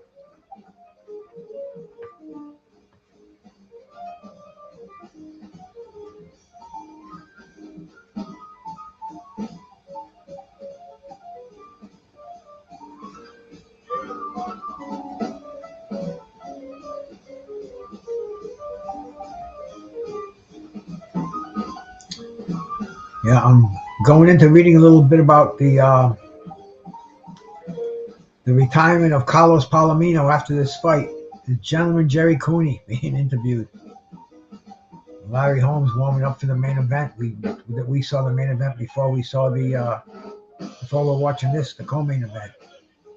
We got Jerry Cooney at ringside, who had the highest record-breaking pay-per-view money fight to the date with Larry Holmes. Hey, Scrapbook, my brother, how we doing, man? Yeah, I showed that earlier, Scrapbook, man. You would have been a great guy to call that fight. We're going through all the great fights that happened on this day, and I've been here for over 2 hours now. I'm just winding it down with the opening, with the co-main event on the Larry Holmes and Mike Hercules Weaver card, and that was Roberto Durán and Carlos Palomino. I bet you were at this fight, Scrapbook.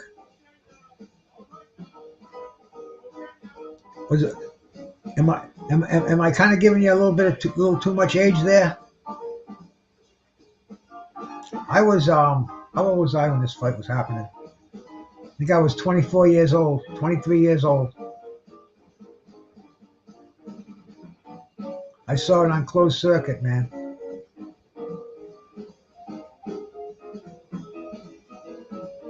But you had a great, man. Anybody on there who wants to get a real thorough education on that fight that we showed earlier, the Joe Louis and Max Schmeling fight, the Joe Louis and Max Schmeling 2, it happened on this day, June 22nd in 1938. Go to Scrapbook Boxing, check out his page, man. Today he put a great thing on there, and I was like, I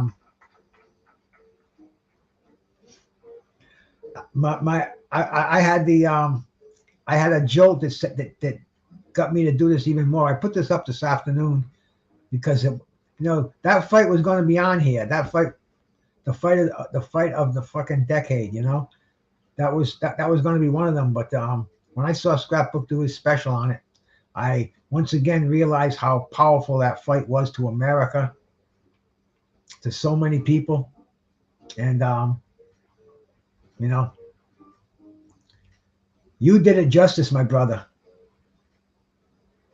It brought to mind our brother Curtis Anderson, and he used to talk about that fight and that thing that you and him did with Stormy the Wise Men. It was mind blowing, and I'll probably never forget that. It was so thorough, and then the stuff you were telling us today was even more in depth. Just so much history in that one round of fighting, that 139 seconds or whatever it was. So much evolved from that. It's truly mind blowing, and it's guys like you and Curtis and the boxing librarian who bring that stuff into reality today, man. And I appreciate you so much for it.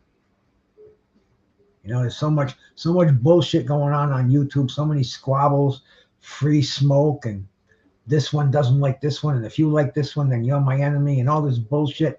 I want to see real boxing, bro. I go to Scrapbook Boxing. I go to Retro Boxing.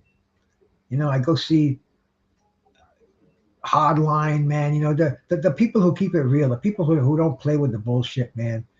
Fucking random acoustic thoughts, 86 boxing. I don't want to leave any of them out because there's so many, but I probably already did. But if I did and you listen to this, man, throw your name in the chat and let people know that you're real boxing. And there are still a few of us out there. That's what we're here to see.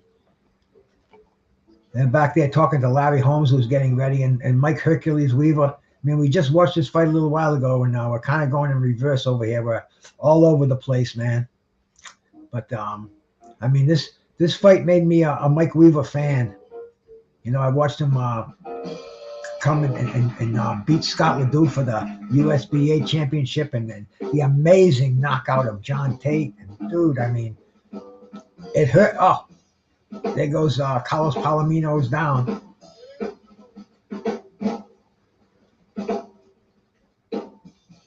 Arthur McCanty, to me, one of the greatest referees of all time.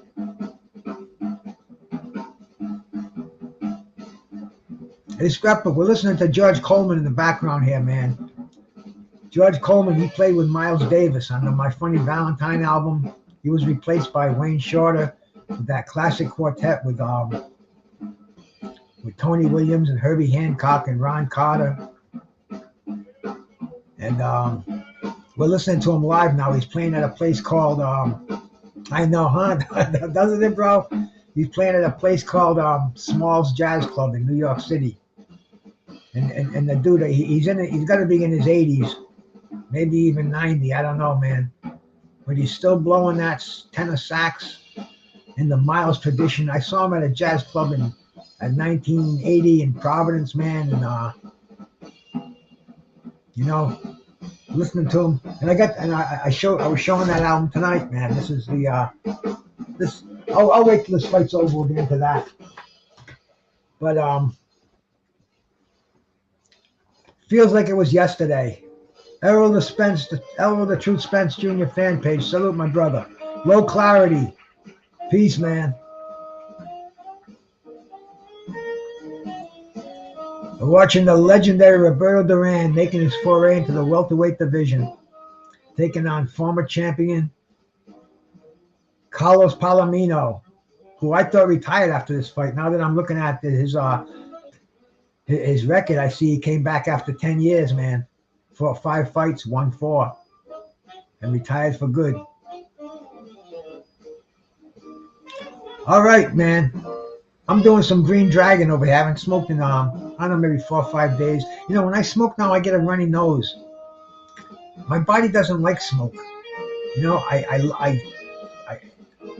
the buzz I love, and even the habit of smoking, I kind of dig that.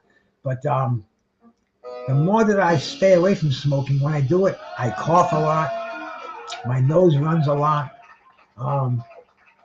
There's no need for it anymore now that I make this this Green Dragon tincture of mine. But here we go, man. Yeah, this is an incredible fight, man. Roberto Durán will not give you a dull fight. Roberto Durán will keep it real, bro. And then, like I said, man, Carlos Palomino, he had 8 title defenses. He was a very, very well-known welterweight back in the late 70s, the mid 70s. He did some beer commercials. He went back to school after this fight, got his bachelor's degree. You know, he did some acting, but the law called him back, man. Returned to the ring in 1997, went 4-1 before retiring for good. So, you know, we see so many of these boxers, and I thought Carlos was one of the smart ones who made his money, went on to a better living. But the lure of the sweet science, you know, these cats, you guys just watch that Rocky movie, Rocky 2, you know, when he's retired and he comes back to the gym and blah, blah, blah, blah. You know, maybe it's not dramatic and bullshit like that, but, you know, once it's in your blood, it's real hard. It's real hard to hang it up, bro. You know? You don't want to admit that the ride is over. It's real hard, you know? And it's kind of in life.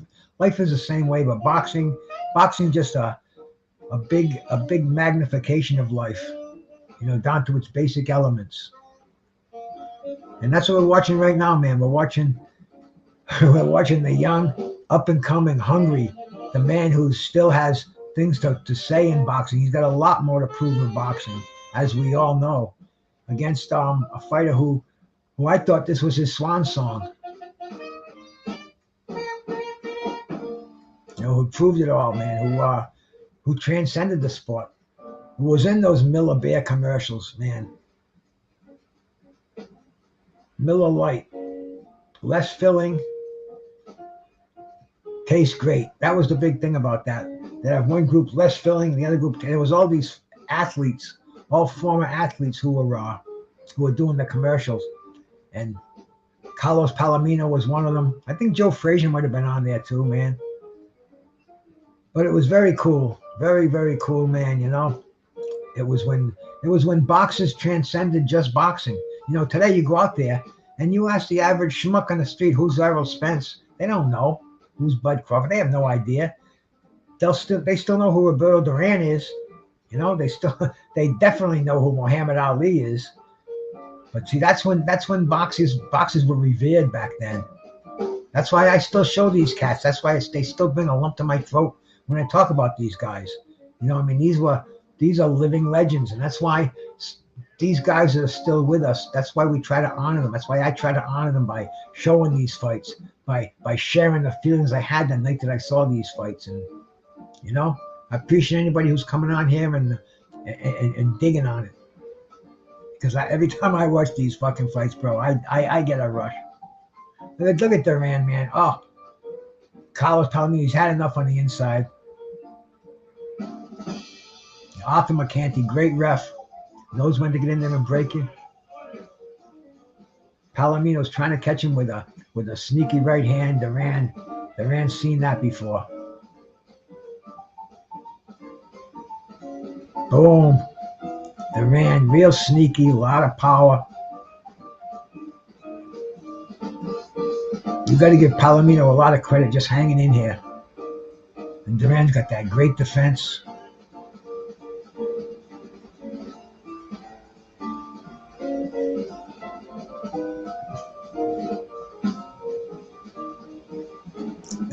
You're expecting the right hand from Roberto Durán, and he nails you with a check left hook. Amazing talent, man. You got to really watch the intricacies of Roberto Durán. Tupac, my brother, peace, bro. Give me 30 seconds. I'm gonna do a blast of the Green Dragon. It's been a little longer than I wanted to be here, but hey, all is cool. It's only 9:30, 9:43.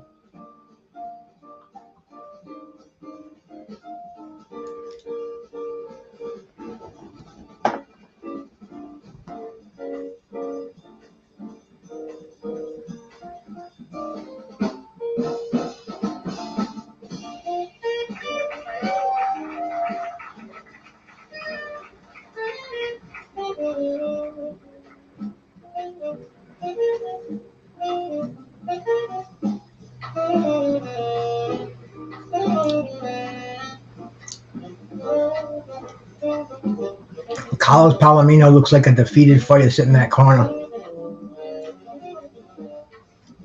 The start of round number 8. It's a 10-round fight. I guess you could call it a title eliminator.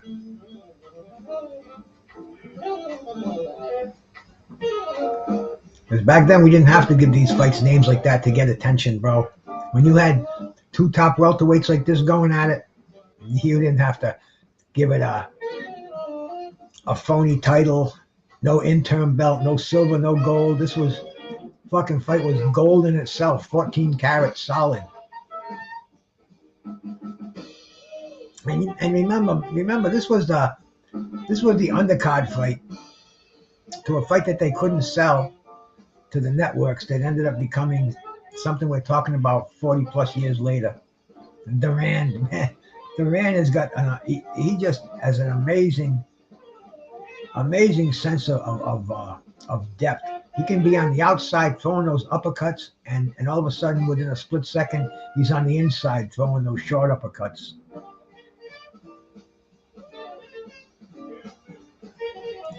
Controls ferocity. Great fighter.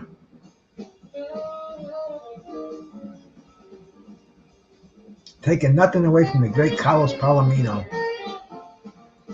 Fantastic Mexican fighter.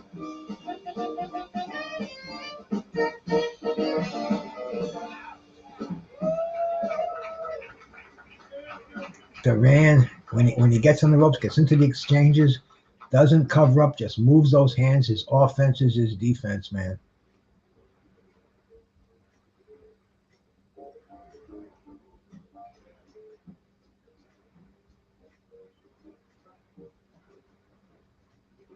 Always looking to get level, to get the distance to drop a bomb. You got to protect yourself at all times when you're in the ring with Roberto Durán. Oh.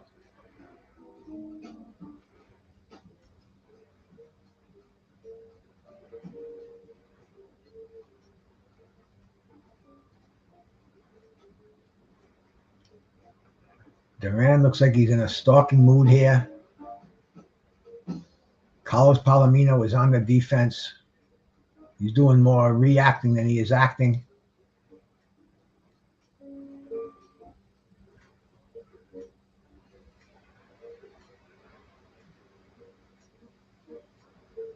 Wow.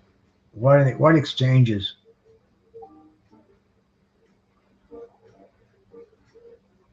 Durán, not to be denied. Tucking his chin in, taking those punches. Slow walk back to the corner for Carlos Palomino.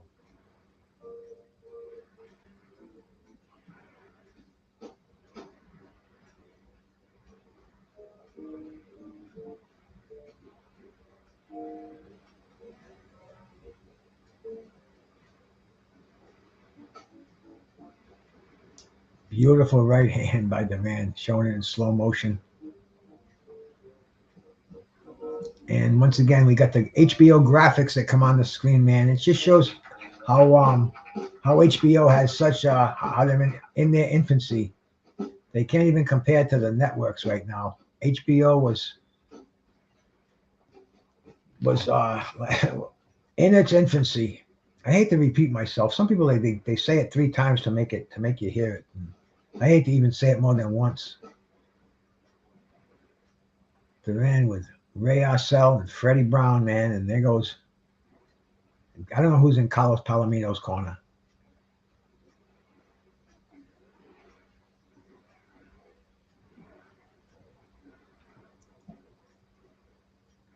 I don't know what. Oh, wicked exchanges.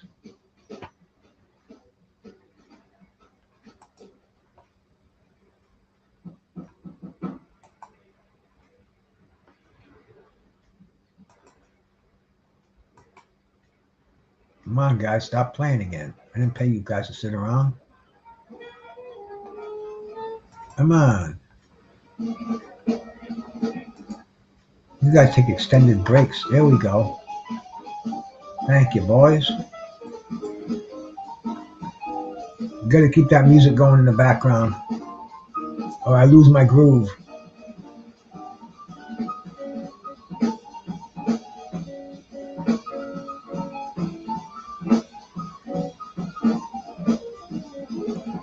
Roberto Durán with that crazy style of his, man. Palomino misses. Durán steps back a foot, comes over, drops his right hand over the top of Palomino's shoulder into his jaw. Boom, just did it right there.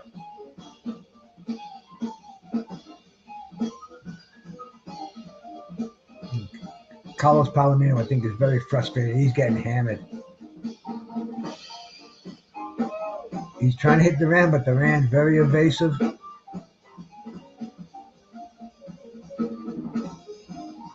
And Durán is never really on flat feet. Durán's always on his toes or on his heels. Even when you catch him right the way it is now, he's not totally absorbing those punches. He's keeping himself in good positions to roll with the punches. Rolling with the punches. Rolling with the punches. I did some crazy shit on Mad Chaz the other day, so Let's keep him where he's at.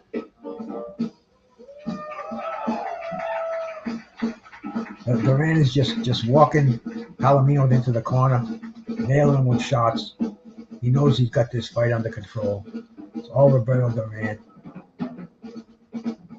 Banging on the inside, even when they're in close quarters, they're going for those kidney punches, hitting him under the arms, wherever he can hit him. Durán is just he's like a hornet.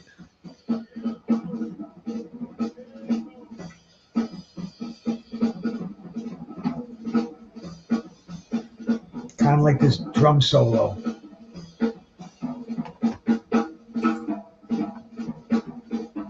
Joe Farnsworth on those drums.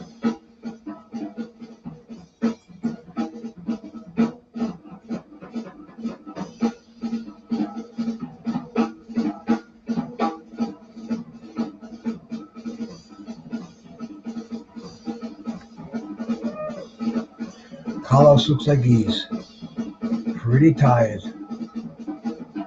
That's one thing I never could understand. Glass bottles. Why would you use a glass bottle?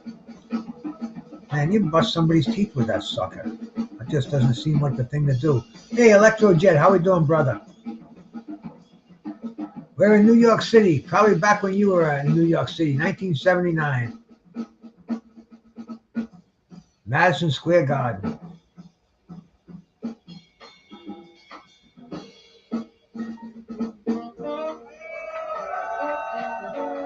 The name of this tune is On Green Dolphin Street. It's a classic jazz tune.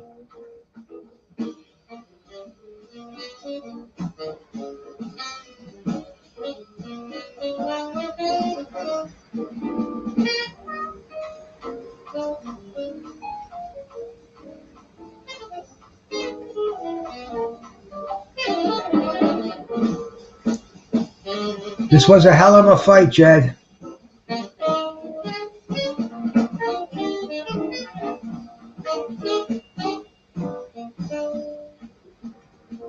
Oh, Carlos Palomino is really getting his head messed up on this fight. He's getting bashed in.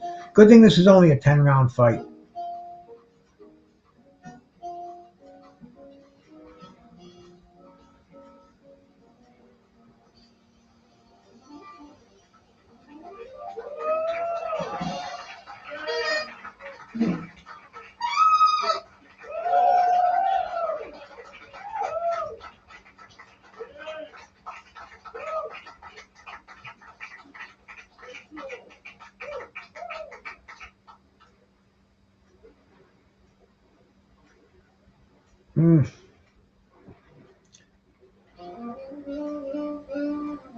Yep, Durán is running wild at welterweight in only his third fight in that weight division.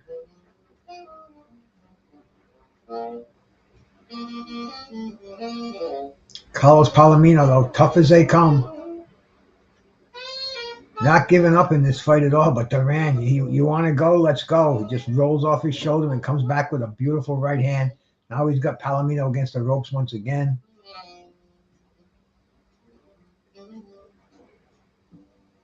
Palomino has got his mind up. He's going to last the 10 rounds. People are still regarding Roberto Durán as a lightweight, too. You got to remember, anybody who knows their boxing, they're thinking Roberto Durán, 135. He's going to get out-muscled by Carlos Palomino. He doesn't belong in this weight class. Did he prove us wrong? And on to 154 and on to 160. I heard some clown saying Roberto Durán fought as a light heavyweight. I'm like, where did this happen? At the WWE Battle Royale? You know? Thing about the internet, you can't make stupid statements because you're going to get fact checked on them. So you have to know what you're saying. Hey, my brother L Dub, one of the most fucking efficient, smartest, truly a boxing aficionado. Go sub to L Dub, and that's the end of this fight, man. Roberto Durán knows he won that fight. Go sub to L Dub, man. Get all the Get all the insides, the outsides, why these guys are ranked, why they're ranked, why they're not ranked, who they should be fighting, who they will be fighting. Bro, L-Dub is the man. I mean, he knows these fucking obscure names that I'm just learning about him. I'm just watching him in a 4-round preliminary, and L-Dub's already got their freaking amateur history plotted. He knows what they did, where they came from, where they're going. So shout out to the legendary L-Dub.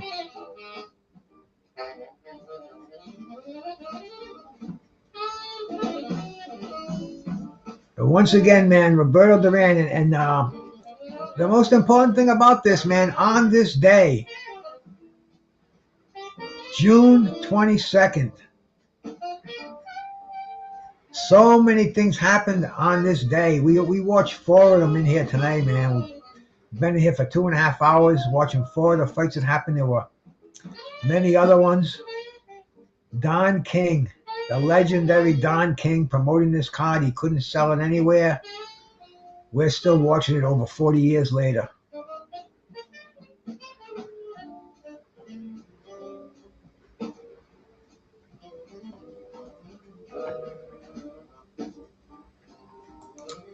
But yeah, man, that was what I was going to show you. It was showing the Don King pin. Check out this pin here, man. See, this is how it transcends boxing. This says, I'm back.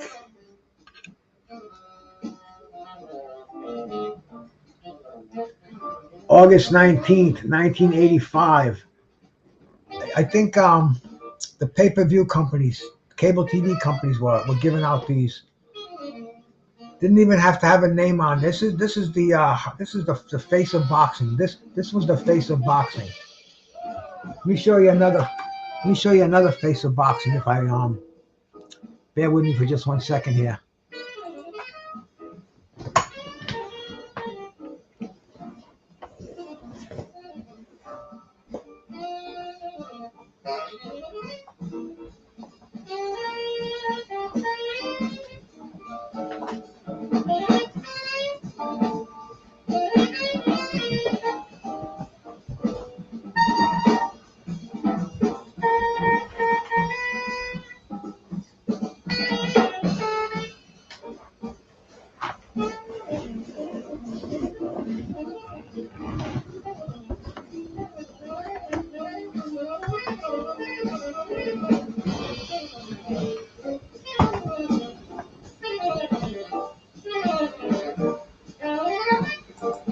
There we go, we're back again. When you are the face of boxing, you will end up like this. You'll end up on a box of Wheaties.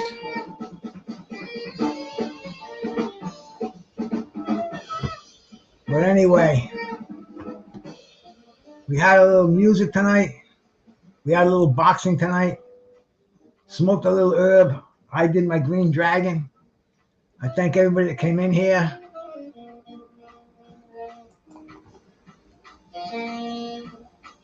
I had George Coleman in the background. We'll give the boys a break now, man. They put on a good show for us.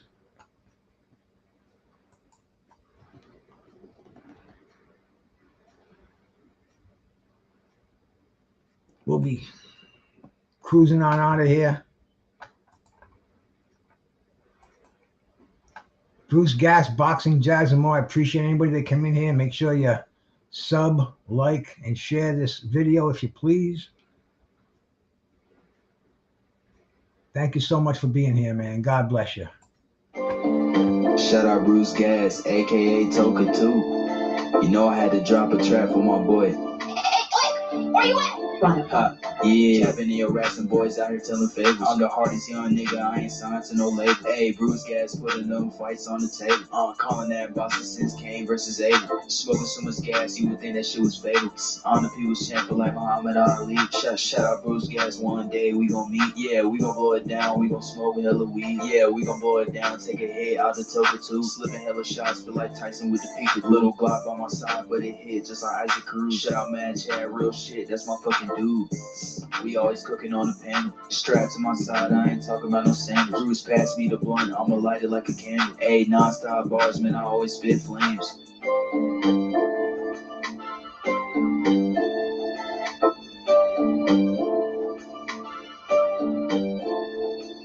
Feel like Bruce Gas always got a different strain. Bitch, you ain't like me, you can never feel my pain. You win and you lose, well, this the fight game. Don't beef on the net and the shit won't change. Said that on the stream, gotta do it for the game. Said that on the stream, gotta do it for the chat. I ain't undisputed. Yeah, hold on, I ain't undisputed, but I want all the straps.